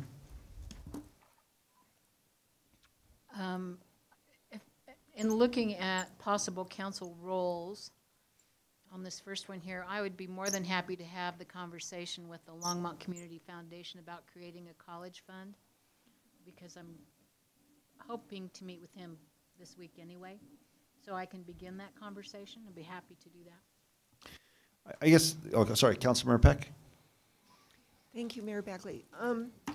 You know, I think this is a good goal for 3- and 4-year-olds in quality preschool programs, but honestly, the interest in reading and in education is, kids have an incredible amount of curiosity. There used to be a program, and I don't know if it is still in effect, where every child that is born at United Hospital and now CU is given a bag of books for their parents to start reading to them from about 3 months old and on. Because it's not something that on 3-year-old's birthday suddenly you're going to sit down and read to them. Or puzzles to get that cognitive imagination going and the desire to learn and the curiosity. So would that be, if that program, I don't think it's still in effect, but would that be something that the city of Longmont would be interested in doing, is just giving, kind of educating parents of newborns as well? Just a little book bag of Goodnight Moon, or a couple of books to just say, we as a city believe that this is where a good education starts. It would be simple, it would be a good message, or even in a pediatric ward of both hospitals. I'm trying to figure out where can you find a group of children outside of a school that would be a good place to make an imprint. That's just my suggestion. I guess when I hear this goal, I guess I'd like to see us think a little bigger, and what I'd like is actually, again, my first reaction to Dr. Waters was going to be, I don't think council, we're not experts. And I think that nor do we have the time or the inclination to actually do it all. We set policy, we tell staff what to do. However, I also don't think staff is necessarily the expert, and I don't think they have the time. So in my mind, we have to figure out a way to provide a high quality pre-K learning opportunity, right? But that doesn't mean that we do it or we pay for it, or staff does it, or they pay for it. What it means is we first of all need to figure out what that would look like. And I think that what that means is getting the right people in the room to tell us what that would look like. So, for example, what I'd like to see is, I think that what we do is we ask staff to, I'd love to have an hour and a 2 hour get together with the CEOs of, the people in our town who provide at present high quality pre-K education, and ask them, okay, if this is our goal, what do we do? How do we expand what you do? How do we pay for it? What market do you have? What percentage of our children are missing that opportunity? And we hear what they have to say, and then we either agree or disagree. But I'd like to know what they think, because I think it's great. I did the mayor's book club today. Dia de los Muertos, and The Shape of a Tortilla is Round. So I don't think, I would love to have everybody here, but the kids, the school that was going to come forgot to come, so we grabbed 3 kids, and all 3 kids were rowdy, and they were sitting on my lap and climbing and clawing and scratching and giggling, and the crayons, they kept knocking them down. I don't think that is the solution to at least the vision that I have in my head. And so I think it starts with the experts, and that's what I think we should do. These are all good lists, but I want to hear what the people who work in this industry say. Dr. Waters? Well, first of all, I recognize that limits of my expertise and anybody else's expertise, and you're right. That said, what we are elected to do is lead. So leadership in these areas doesn't require being an expert in the content. It does require a commitment and a willingness to engage and organize. And so, for example, if Councilmember Finley is going to meet with Eric and the foundation to add to that list, a discussion about the Indiana plan, right? What Indiana does is create a 529 plan for kids at birth. So whether it's at birth or 3 or at some point in time, to engage with the foundation in what that would look like. Because Eric is the expert, right? And there are others in the financial institutions. But if that's important as part of a portfolio of what we would do, the leadership of that could come right from Councilmember Finley without having to be an expert. We have to answer the question of what percentage of our kids are not getting access to high quality programs. I don't have to be an expert. I just have to know enough to know that the Bright Eyes Coalition can help answer that question, right, and make it a priority that one of us does the outreach and takes the leadership as a council to connect with the experts there. By the way, Didi Alspaw forever was organizing the program for kids before they come out of the hospital. I don't know if she's still doing that, but that's where that happened, was through the Bright Eyes Coalition. So she's probably still doing it. And I know she was always looking for volunteers to help package the materials, right? Not that we would, but that might be a volunteer opportunity for the staff. But the liaison, the leadership and organizing capacity that we could bring are the kinds of things, in my mind, that we would be taking on as a council.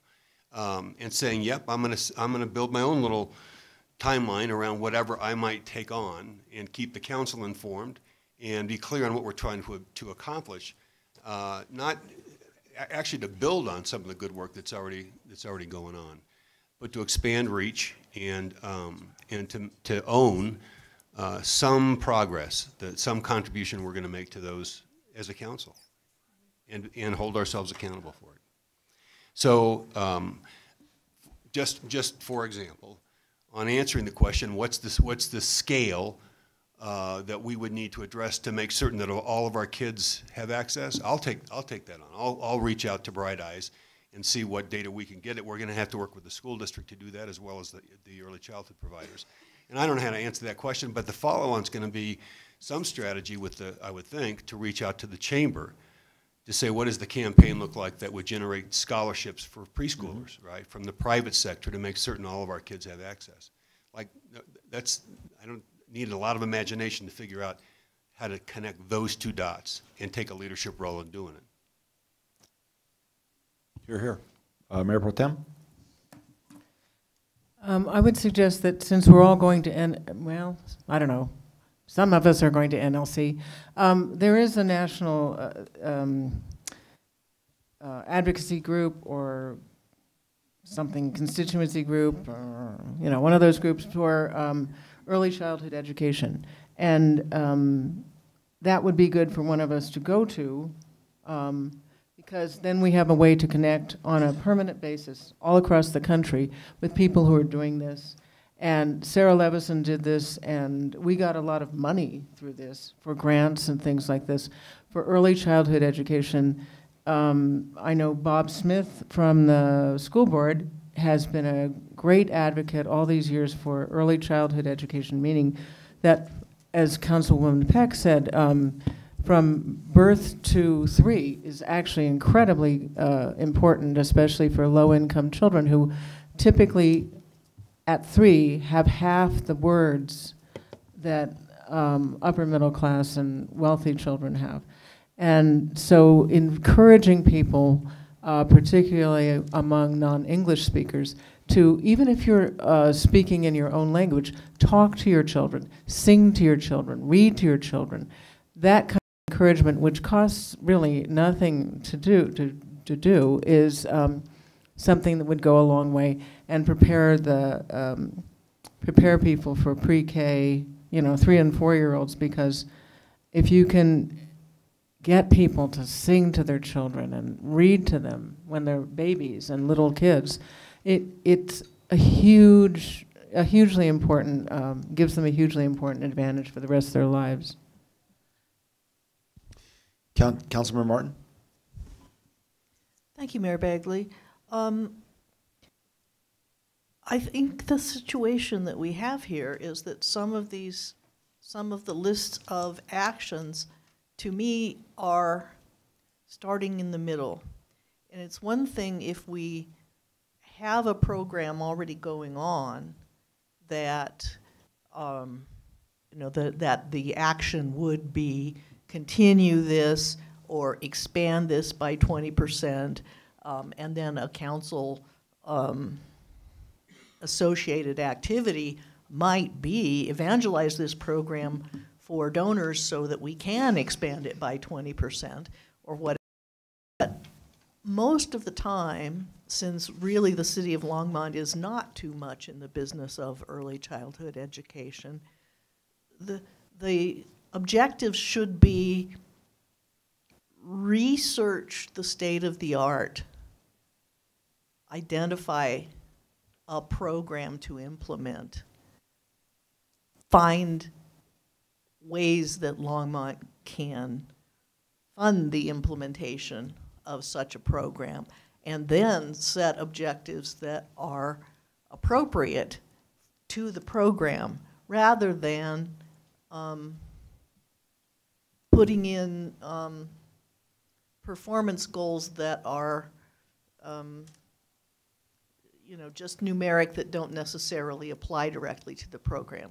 So for example, increase outreach 5% a year. Well, if you increase outreach 5% a year, eventually one would hope, since we are planning not to grow our population, if we can help it too much, we'll run out of children to outreach to. Everybody will have been done outreached. And so there really should be. Say that again. No. Everybody. Yeah. I've been outreached too. Yeah, I've been outreached. So there should be a threshold where essentially, this phase of the objective needs to be curtailed.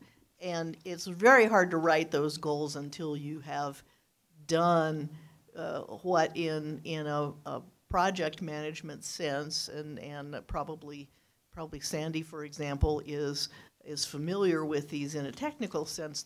We need to have inception, we need to have requirements, elaboration, And then we need to have implementation and deployment.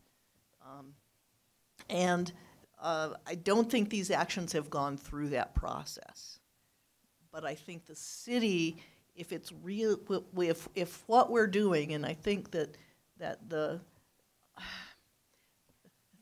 horizontal infrastructure behind this council vision is we're sensing that Longmont is a built-out town in a certain sense, and we're trying to take it up to the next level of metropolis, you know, to another level of sophistication, another level of human services, and that is a process that needs to be designed. So, you know, if I have something to say, that it's that we need to look at these objectives, which are good objectives, and figure out where we are in the process of implementing them, and then look at what we have to start all the way back at inception and elaboration, and put those on there as tasks, because they have to be done, and we need to be able to report and make policy at each of those levels of elaboration of the project. I see Sandy nodding over there. Well, yeah, we got to do that. But we need to raise awareness that that's what we're doing, you know, because otherwise it's, well, where are the books we're passing out? Mayor Pro Tem?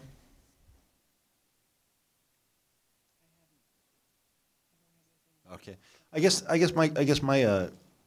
think that my thoughts are on the work plan. We're making good progress on some of these. I mean, the inclusionary housing, we're talking about the homelessness stuff. Tonight we're talking about, I'm also willing to, anything on the list, I'm willing to, although Dr. Waters, your expertise, I mean, my comment was, I don't know what I'm doing. That wasn't implying anything about the rest of you. But I'm willing to do anything on there. And I guess that the only other thing that I think that we need to really, that's the glaring elephant in the room, is when we talk about development, I think we need to have a discussion with Save Our St. Vrain. Yes. I think we should sit down in the same room, and I mean, we need to talk with them about what they think the river corridor should look like, what we think it should look like. They're obviously the champions here of what that would look like, and I mean, I think that I just know that their input is important to this council, and so we need to really address that issue and have that discussion before staff can do anything on the river corridor.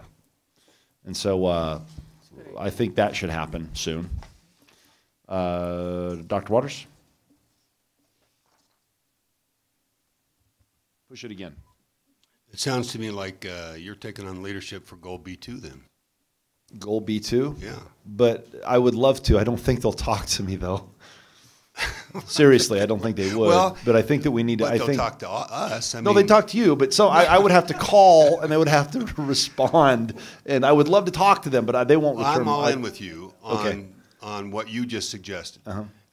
Take the lead or assign the lead. But yeah, I do think that. I think that's a good idea, and I think that's the level at which to develop some of the lateral infrastructure and refining the objectives and how we can contribute. It's going to require that initial engagement, and then kind of flesh out, okay, what's possible, right, and take and moving it forward. I will try, but I'm pretty sure that it would probably be best referent power. I'll stand with you as we stand with, right? Okay, all right. I will come. I know our friends and advocates for St. All right, I will reach out, and then I will call Joan to ask for her help after. But I think that's important, and we don't have to do that on a Tuesday night. And I realize we have to be careful about how many of us are involved in a conversation and those kinds of things. But there's a lot of that work we can do and bring back to a Friday conversation or to a Tuesday night that moves this forward. If I were to go to the higher ed goal, right? I see the city manager assigned his office to that. Well, I'm going to assign myself. If you're not going to do it, I'm going to assign myself to work with the city manager on the outreach to higher education, not just to Front Range, to every institution in Colorado. You know, for me, we ought to be in a serious conversation about how does this become, how do we have here the research center, the R&D center for the Front Range, right? How do we become to the Front Range what Stanford is to Palo Alto? Well, there's 1,000 steps going to be in that journey. And the first one's going to be to figure out what the vision is, or learn the vision for UNC, CSU, CU, Metro State, Front Range, especially as they're going through their own transitions in leadership, and map out, you know, what are the incremental steps that we're going to take. And we're not going to take many between now and a year from now, when there's a new council here. But we ought to move it forward so a new council has something to build on, it seems to me. Okay. Well, I'm calling Save Our Save Rain. That's plenty for me for now. So what else do you guys want to do on the work plan? Well, I've assigned myself to several of these. Yes, Dr. Waters is stepping up hardcore. His enthusiasm is noted. Mayor Pro Tem?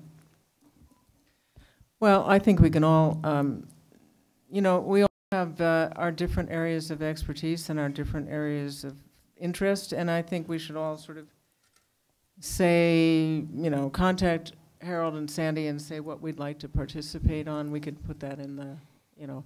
But for instance, you know, all of these currently have been, key personnel have sort of been assigned. And I think most of us also are on certain boards that do these things, and those are the things naturally that we would be stepping up and informing people about. I mean, that was originally one of the idea of the Friday meeting to me was that we'd all let each other know what we were doing on these various boards, and so we'd all know what everybody else is doing, so we wouldn't just be operating all by ourselves. But that's a natural thing for us to be talking about. Well, okay, with, say, planning and development. Well, for, you know, the planning and development, transportation-connected stuff is a natural thing for Joan. Joan has been the champion of transportation. I'm not volunteering her, though. She's doing enough. But, you know, and housing and stuff, I'm on the consortium of cities that talks a lot about homelessness, and also the Housing and Human Services. So we talk a lot about housing and homelessness. So that's pretty natural for me. And I love the idea of getting Longmont more connected with the universities that we already have, and Front Range Community College, the Center for Career Development, the STEM Center, all these other things that we have, but we don't put enough effort into connecting them. So I'd be happy to help Dr. Waters with that too. I worked at CU for 15 years, so I know them pretty well, and all the other universities. But so I think we can all just volunteer for something and say, you know, okay, I'd like to kind of help lead the charge on one of these, or 2, or 15, or whatever. Councilmember Peck. Thank you, Mayor Backley. I'm going to go back to A1. I was thinking of these 3- and 4-year-olds, and I think setting up a college fund is perfect. I think we need to do that. But who does not go to preschool?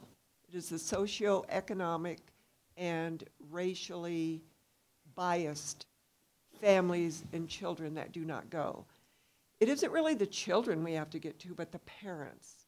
And so that when we have this discussion of bringing in the experts, we need to figure out how do we get even the knowledge to the parents that there are preschools that their kids can go to, that they should send their kids to preschool.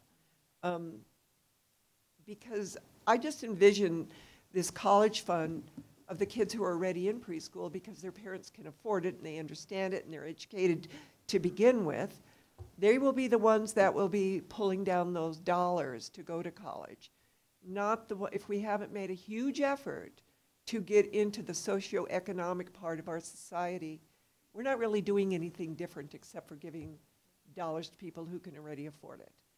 So when we have this group discussion, I think that that has to be a huge part of it. And if we don't, I mean, right now, I guess I'd like to see us just focus on graduating preschool. Meaning if we don't hit that goal, then that's what I mean, and pay for it somehow. Dr. Marcia. If you'd like to grant me I'm going to give you an honor degree. The city of Longmont hereby bequeaths unto you an honorary degree. Thank you. You don't want to know what the degree is in though. So go ahead. Love you, council member. Don't you dare ever say that again. All right, so I am interested in science, technology, and the arts and economic development. And if I have an additional role, which I think honestly, roles for council like this are as magnets and kind of figureheads, as sponsors, faces of a community effort that serves to bring people into the community. I think Dr. Waters and I, at least the two of us, and also in a newer program, maybe Councilmember Peck, all of us are already doing this. We are already doing public-private partnership work of either of our own initiative or because we have been approached by members of the community. And really for all these objectives, I think that's how it shakes out. That's what our roles should be. So I would like to say that if I have a focus, it's economic development, because my time in the private sector has fitted me best for that, and for the identification of projects, of requirements, elaboration. You know, because most of these things ought not to be done by throwing something at the wall and seeing whether it sticks or not. You know, we need to have a plan. Thank you, Councilmember Martin. Dr. Waters? Yeah, the only, I just did a way back in a little bit on the preschool conversation. I think we ought to broaden our thinking a little bit. I don't disagree with the idea of graduating every 4-year-old from a high-quality preschool program as part of kindergarten readiness. But I know enough about schooling to know that we don't want to let schooling get in the way of kids' education and learning, right? And I don't want to be disrespectful to schools, but that's not always the place where the most relevant high-impact learning is going to occur. So in terms of, for me, the language here is about early learning opportunities, not necessarily preschool. Because there are some, we ought to be thinking about how do we, through NGLA and other structures already in town, the whole idea of what's possible through co-ops in neighborhoods, with enough guidance and support and access to some resources, what's possible. Place-based education, is a powerful learning opportunity. So I just think we ought not to constrain it so much that we cut off some of the creativity that we could access in the community. That's it. But I understand it too. It can't be just egg on the wall and see what sticks. We have to think through what we would put together in a leadership role to translate a responsibility into something we could make progress on in the next year. And how do we take advantage of what's already in place, structures and resources in the community, and in the relationships and expertise that the staff obviously bring to work every day. I guess the question that comes to mind, Councilmember Finley, actually, we were talking with a couple of recovering addicts and previously, ex or former members of our homeless community. And Councilmember Finley asked, well, why don't you just do what works and look at other communities? I guess my question would be, is there another community that has attacked that problem and had success with that early preschool learning? And what did they do, Dr. Well, for me, the place to start would be to go to the Search Institute and look at the, all the, this community has done some asset mapping, right? But then to focus specifically either on the Strive communities or the Search Institute, and to look at what communities do that create opportunities for kids to develop in ways that reduce risk-taking decisions, starting at very young ages. There are some good examples out there, and we ought to take advantage of it. Would that be hard to do, Karen? She's like, what? Could we get access to that information? And Mayor and City Council, no, that would not be difficult to do. And I think the other thing I would just add is, I think as Mayor Pro Tem talked about, is that the city has received technical assistance grants, I think at least 2 of them, from the National League of Cities on early childhood education. So a lot of the efforts that you see in the work plan are things that we created as a result of some of that best practice research and technical assistance from the National League of Cities. And so we can always continue to evolve, but that's already done then. Well, that helped to establish our work now, and there's always work to be done, and there's new things that we're discovering. So I think that that we can certainly continue to expand on what we're doing. Well, don't walk away. If you were right here in this chair, and we were asked, and we were having this discussion, what would you add to the accomplish the goal of get every? I mean, we've always talked about it. If you had the opportunity, what would you do? Well, I would think that, well, there's a lot of things to be done. So I would say that we do have the existing Bright Eyes initiative. So I think continuing to work with that initiative, and I think really trying to figure out what our role is as a city government in that work. So we had talked about our role is really helping out with that. Birth to 3, birth to 5 is really kind of our role. And the other thing that I think we heard from the school district is that how do we leverage our infrastructure and our leadership to continue to promote community-wide, how we make sure that every child is kindergarten ready, and that every child that enters the school has a successful academic career. So I think there's a lot of different ways that I'm giving you really a non-answer. There's lots of different ways that we can approach that, but I think certainly starting with some of the infrastructure that we have in place and continuing to build on that in areas where we really need to branch out and where there might be some new research and things that we haven't even tried yet. The legal answer for what you just said, it depends. Well, and I think part of it is building, you saw this, building and expanding the infrastructure in ways that we haven't thought about. And so this one's interesting for me because, as a side note, my wife does literacy work. And what we can say is every place she's done it, there's been folks that are significantly struggling with this very topic that we're talking about. And so what that says is we're not where we need to be, and how do we get there? And I think that's the conversation and that's the leadership role. If I would go, I'd say that's where we need to go, and there's expectations. And the good comment is, how do you engage parents? How do you engage families?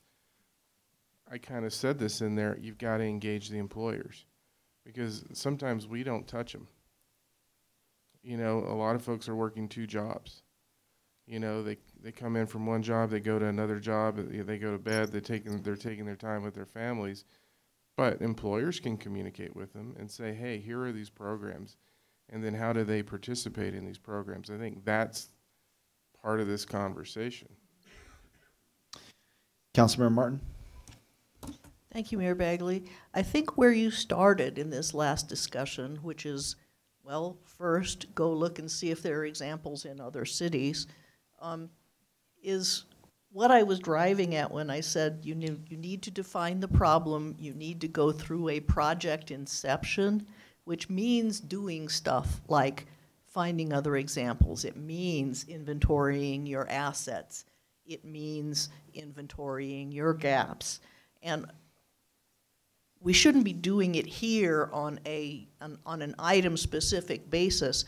Rather, I think that as an organization, what we're really hearing here is that we need to go to the next level of organizational maturity. You know, you guys probably have ISO stuff that you have to do in certain segments to make sure that you're following a process where hazardous stuff is used by the city, or when you need to do materials science with what you build on, the things that are strictly regulated. But that kind of organizational maturity, the ability to take on projects and approach them in a manner that is organized, repeatable, measurable, is something that every organization has to learn to do. I know that within the city staff, there are, especially in the things that the city does over and over again, like planning and zoning, deciding on building permits, lots of repeatable stuff. The city is already a fairly mature organization at doing that kind of thing. But now we're talking about making the city a more mature organization in terms of innovation, in terms of taking the city to the next level of maturity in terms of human services, in terms of economic engineering, in terms of all of those things. And our plans need to reflect that, and we need to internalize the idea that that this is really the kind of thing we're taking on, rather than drilling down on specifics because it's an idea of something that represents this particular category to us. We always need to go through the process of starting a project, defining the boundaries of the project, and then planning how it's going to go. And I'd just like to see that come out more in this plan. We're going to do these wonderful objectives. We all like them. Now, how are we going to get there? Mayor Pro Tem? Back to your idea, Harold, about literacy. I like that idea because, some of the some other places across the country, businesses always used to train people, and they stopped doing that a long time ago, and we've had trouble ever since. But particularly with language and literacy, this would be a natural thing that people could do during their lunch hour or after work a little bit. And it requires a company to be of a certain size to be able to do that efficiently. But if we could engage them in providing, say, literacy classes or language classes, or at least incentivizing people to do that, that would be really, really helpful for a lot of people, because if you are not literate and if you do not speak the language very well, you are trapped in very low income work forever. And with just a little bit of encouragement, like Hewlett-Packard used to give people for, you could shadow people, you could do all kinds of things, and you could actually had a ladder for getting somewhere. And that seems to have disappeared a lot. And incentivizing businesses to be a little more involved with their employees on some level, I think is a wonderful idea. I'd like us to explore doing that and working with the Chamber of Commerce to encourage people to do that. Councilmember Waters? My last comment will be, at the end of the day, well, first of all, I'm going to put my name on goal A2 as well, which is to think about what are the, in fact, not just on this one, with each of these areas. At the end of the day, it's policy recommendations that I might want to bring back to this council through the staff across, in each of these areas, with relationships with higher education, what happens with early childhood, and in this case, to be part of listening, participating in the community conversations, listening well, and in a leadership role, bringing back to this council what might be policy opportunities with the implications to advance our goal that every member of this community has what they need to thrive, including housing. Right? It's building on not just the ordinance, but on what we're doing with our homeless conversations now to take a leadership role there. And I know Council Members Peck and Martin have been in this, and that I would defer to you if this is an area you would want to take on, and I would just be your sidekick. But this is important to me as well. All right, there's nobody left in the queue. I believe this is something that will probably be ongoing, this discussion. So with that said, if it's okay with council, this may be one of those standing items we put on the Friday meeting. Yeah, that'll be good. Because I think that's a good opportunity to work through this. Yep, agreed. All right, let's move on to mayor and council comments. Anybody? Mayor Pro Tem?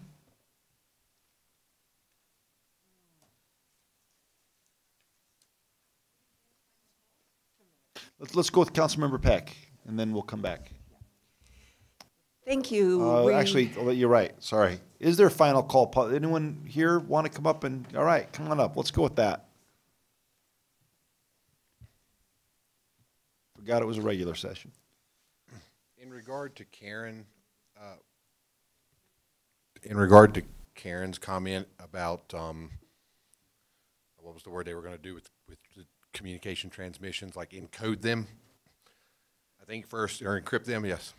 I think first it's a very important point that if the justification for this is officer safety, I would like to see definitive evidence that there's been an issue where the dissemination of information over public channels has caused a problem or has caused an officer injury, because there's a lot of concerns, both the ones she raised, and then a big one that came to mind with me is that, if I understand correct, we still don't have a tornado warning system. It's been down, it's down and still remains down. Is that correct? Mm. And so being able to disseminate information over emergency channels can be critical in moments like that.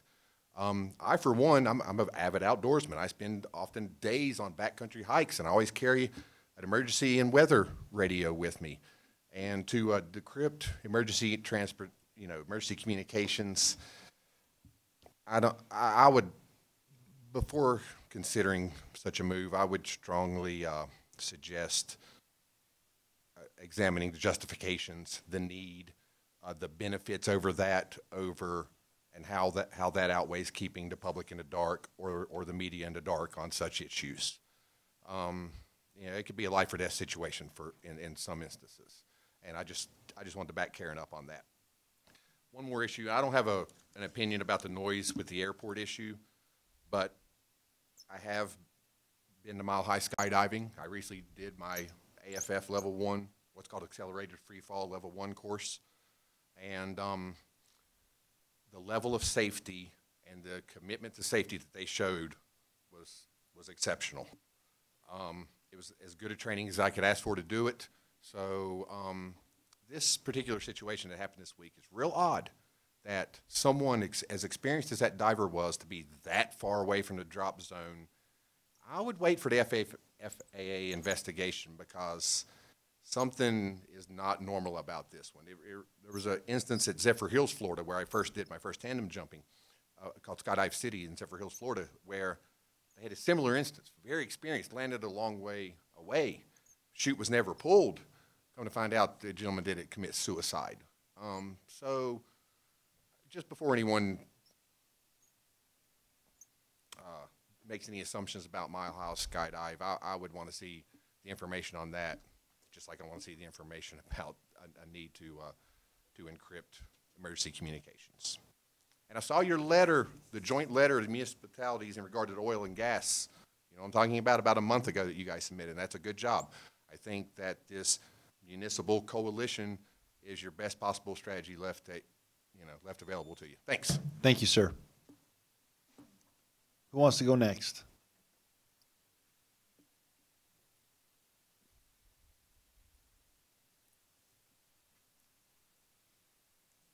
Once again, I appreciate your long hours. You guys are awesome.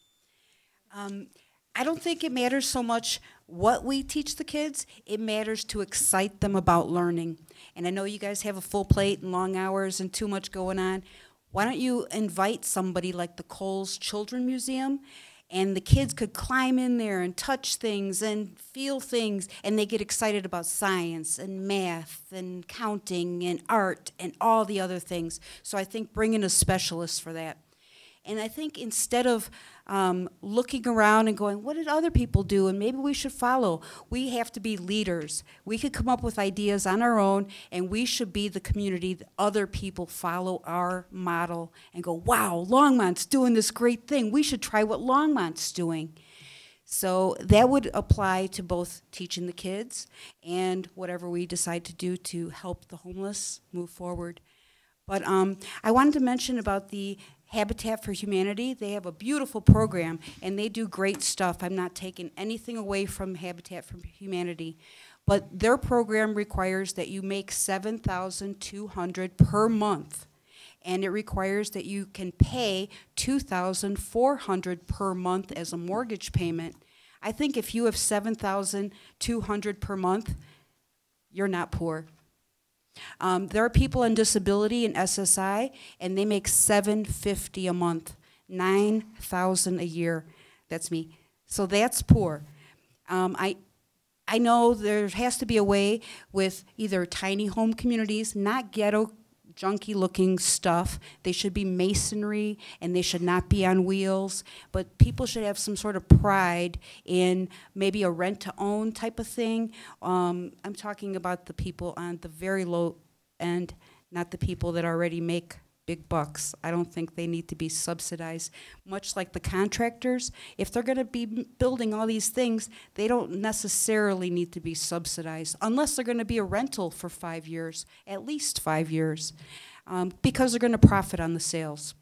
So I really think what the town needs, even though they're going to build $1 million homes and blah, blah, blah, we need single room occupancy, kind of, I guess other people call them boarding homes, but a room with a galley kitchen and a bathroom and a studio, not big fancy townhomes that cost, you know, big bucks.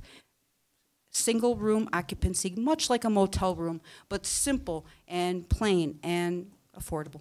Thank you. Thank you. Marsing? Mayor Bagley, members of council, Jake Marsing, and I'm proud to live at 3627 Wild Rose Place, Longmont, Colorado, best place in the world to live, work, raise a family. I'll be quick. Item A2 in your work plan is the one that I want to address very quickly, just because I appreciate the conversation about the education piece, and Mayor Bagley, I know that you were the one that brought that up at the retreat, and it's an important piece, and it's something that this council absolutely has to work on. But the big mission statement in your work plan, as you all know, is that in 20 years, Longmont will be the world's greatest village where children are most fortunate to be born and raised, and where people will have access to food and shelter, and where everyone has the opportunity to thrive and feel that they belong. We heard tonight from actually that same woman about this gap that exists right now in services for people experiencing homelessness in our community. We have a tremendous nonprofit community in Longmont. The Hours Center, Hope, there's a lot of good work that's done here. But the reality is that on a 24/7, 365 basis, there is not nearly enough service for folks who need shelter, folks who need emergency services, folks who need all those kinds of general things. And I don't know what the exact long-term answer is. I think we dance around it. I think the reality, plain and simple, Mayor and Council, is that this city needs a full-time homeless services center. Longmont needs it. We need a place where folks who in this community can come and sleep, can come store their things, and this is going to be an ongoing conversation in the community that I hope to engage every single person here in, because this is a gap in services that exists. We've heard about it multiple times tonight. We're going to continue to hear about it. And we keep saying, what's the solution, what's the solution, what's the solution? And it just feels like to me, from the community conversations we've heard, supporting Longmont's nonprofit community means filling this gap that exists in services right now. And you're all familiar with what it is, I would hope. So I'm looking forward to engaging all of you in this conversation as we go forward about the best way to address this. But she said it earlier tonight, and that's location. We need a place. And that ultimately is what I think the solution needs to be. And I hope that as you continue to work through this work plan, you'll keep that in mind in ways that the city can support potentially that vision, or what else the city would want to do to try and make sure that that A2 becomes a priority along with the education piece that you discussed earlier tonight. Thanks a lot. Thanks. Mr. Stewart? Scott Stewart, 229 Grant Street. Man, I hate following him. The communication to the those in need, as far as the education plan and what have you, don't leave the landlords out of the equation. The police have programs for safe community programs and stuff that landlords can be involved in. Not everybody's going to work in Longmont. Not everybody's going to be employed here, but those that live here are the ones who we are trying to connect with, and don't forget the landlords, and make us part of the program as well. And if we've got kids, we can communicate that, and I think you get it. Thanks. All right. Well, now let's move on to Mayor and Council comments. Councilmember Peck. Thank you. Next Tuesday is the day before Halloween, but our council is canceled. So I just want to remind everybody to be safe out there, have a great time. Don't let your kids go out alone if they're very young. Stick with them, and have a happy, safe Halloween. Dr. Waters? Thank you, Mayor Begley. Real quickly, having been out of town for a while, there may have been a number of letters to the editor that I missed, but since I've been back just a few days, I've seen 2 letters in the Times call where people were expressing their views on our bond questions. And in both cases, if I read the letters correctly, the authors were advocating support for questions 8A and B, and kind of dismissing question 8C, which is investment in golf course irrigation systems and swimming pool maintenance. Because obviously, according to the authors of the letters, we need the infrastructure in civic buildings and in fire protection. So after reading those, just so happens I volunteer at the Ute Creek Golf Course. I'm one of those guys, who keeps you moving along. On Saturday and Sunday, I had a chance to work as the starter, which is fun for me because I get to chat up everybody who comes on the first tee. Where are you from?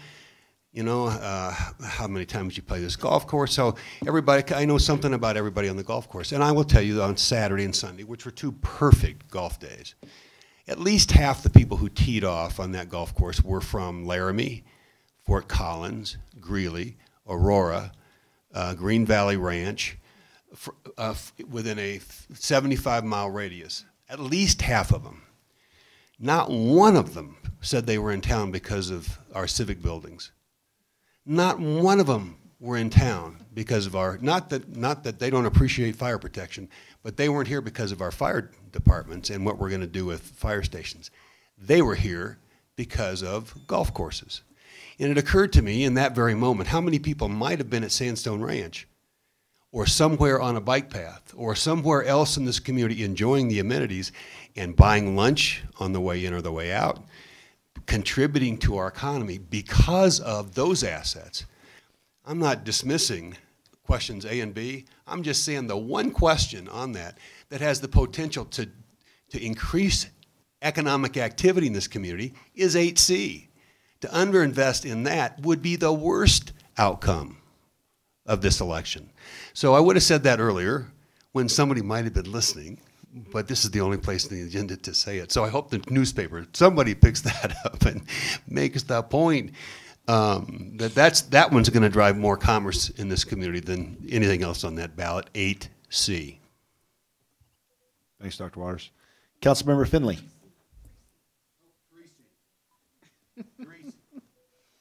I have 3C. Thank you. He's still on. He's jet lagged. 3C. 3C. Was that 3C, Tim? All right. I got it. I have a couple of things. The Veterans Parade this year will be on the 10th instead of the 11th. And we had discussed on Friday about riding in the tiny home for the veterans. And we do have permission to do that if you guys want to do that.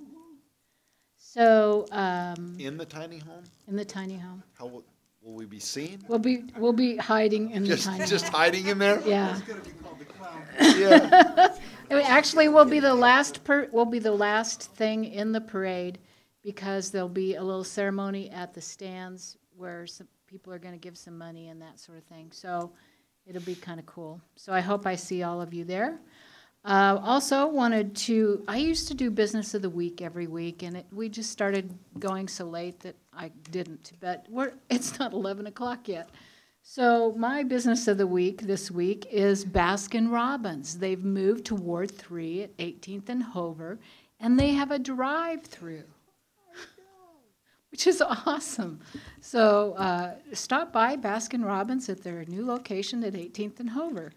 Also, I want to remind everyone to get their ballots turned in. Remember to vote. And also, I want to remind you all to get your flu shot. All right. There's nobody else in the queue. Well, now there is. Well, okay. Just saying. Well, I don't know who somebody is. I don't know who cleared it. Clear. Mayor Pro Tem. Do they still have Jamocha almond fudge? Oh, well, that has always been my favorite. Anyway, I would like to remind people to vote. Please vote. Whatever that's what citizens do in the United States. That's what being part of the United States is about. However, if you mail it, it'll cost you 71 cents, so don't forget to put 71 cents on the mail. I would also like to say, on my behalf, but I am pretty sure all of my fellow council members agree, that I would like to extend my condolences to the family of Logan Polfus. It's a very, very tragic event, no matter what the circumstances. It's terrible to lose your child and the person you love. I also would like to thank the police for their efforts in finding him and locating him. And I would also like to extend a very deep thank you to the helicopter pilot from who operates out of the airport for helping us find the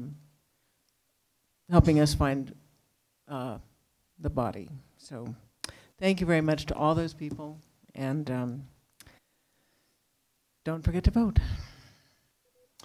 Councilmember Martin. Thank you, Mayor Bagley. On the subject of encrypted police radio, I understand the importance of making data-driven decisions, and I especially think that this is relevant in terms of the definition of a pilot project. But I would like to point out that we have a lot of cities in the United States that have encrypted police radios, and that means, I think, that those cities have data, And since the decision to rather abruptly switch to encrypted radio by the city was made out of fear for the safety of some officers' lives, and also because there are indications that there is an element within the city that is using the police radio dispatches to commit crimes when there are not police in the area. That retroactively this should be made into a real pilot, and that data from other cities needs to be turned up and used to bound the pilot, because we, without risking the lives of officers when there is a strongly perceived threat, we should be able to measure whether over a certain period of time we experience a reduction in a certain category of crime while the radio is encrypted. And that at least we can match up with data from other cities. Whether threats against officers is going to work the same way, I am not as sure, but again, that's something that can be researched. I thought I heard an implication that we should turn off the encryption and then see what happens and accumulate data about whether bad things happen. And that does seem to be, since we do have a documented threat, the wrong way round. Let's put some bounds on this experiment, but let's not abandon it necessarily and put officers at risk either, because that is no way to collect data. Now the queue is empty.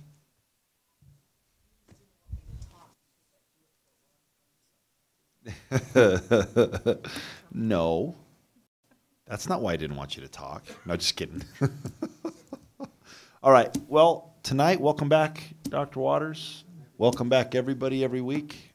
And that concludes our mayor. Hold on. My gosh, everybody's just being bossy tonight. That concludes our mayor and council comments. City manager. So I have comments tonight because you skipped me at the beginning. First thing I want to say is related to one of your topics on your goals about the development of Main Street. As we indicated in the council goal setting session, there's a plan that we're getting ready to kick off. There's going to be a public meeting on, it's the Main Street Corridor project from 66 to Pike. The public meeting's on November 7th. As we were talking about it, and I don't need an answer today from council, but one of the things we were wanting to do is potentially have a joint meeting with the Planning and Zoning Commission on November 14th, similar to what we did when we kicked off Envision, so we can, you all can be there with your board appointments and be part of that conversation as we start off and have some of the feedback that we received from the public meeting where we kicked this project off. So if you can attend it, great. If you can't, we can try to set something else up. But November 14th was the day we were thinking about. You all can email staff tomorrow and let me know on your availability if you can do that.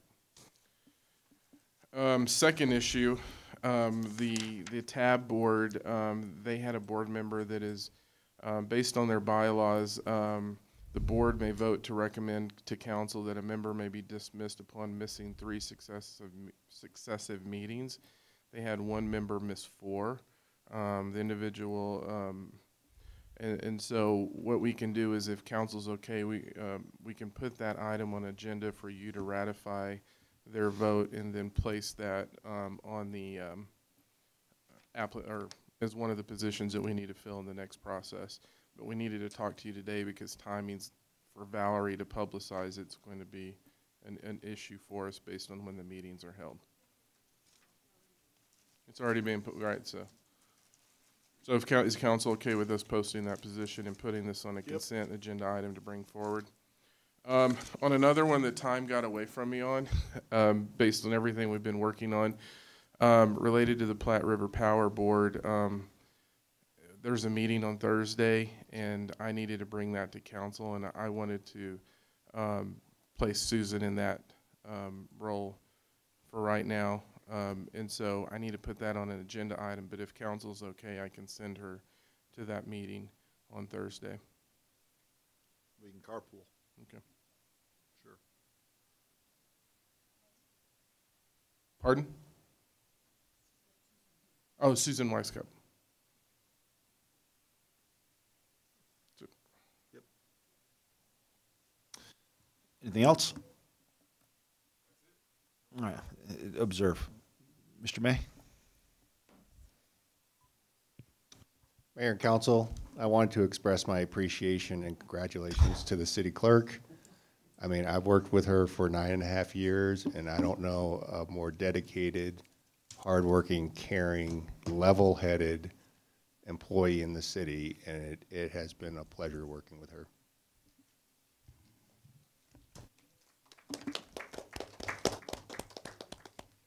Should we just sit here so you can enjoy and just string it? No? All right. We're adjourned.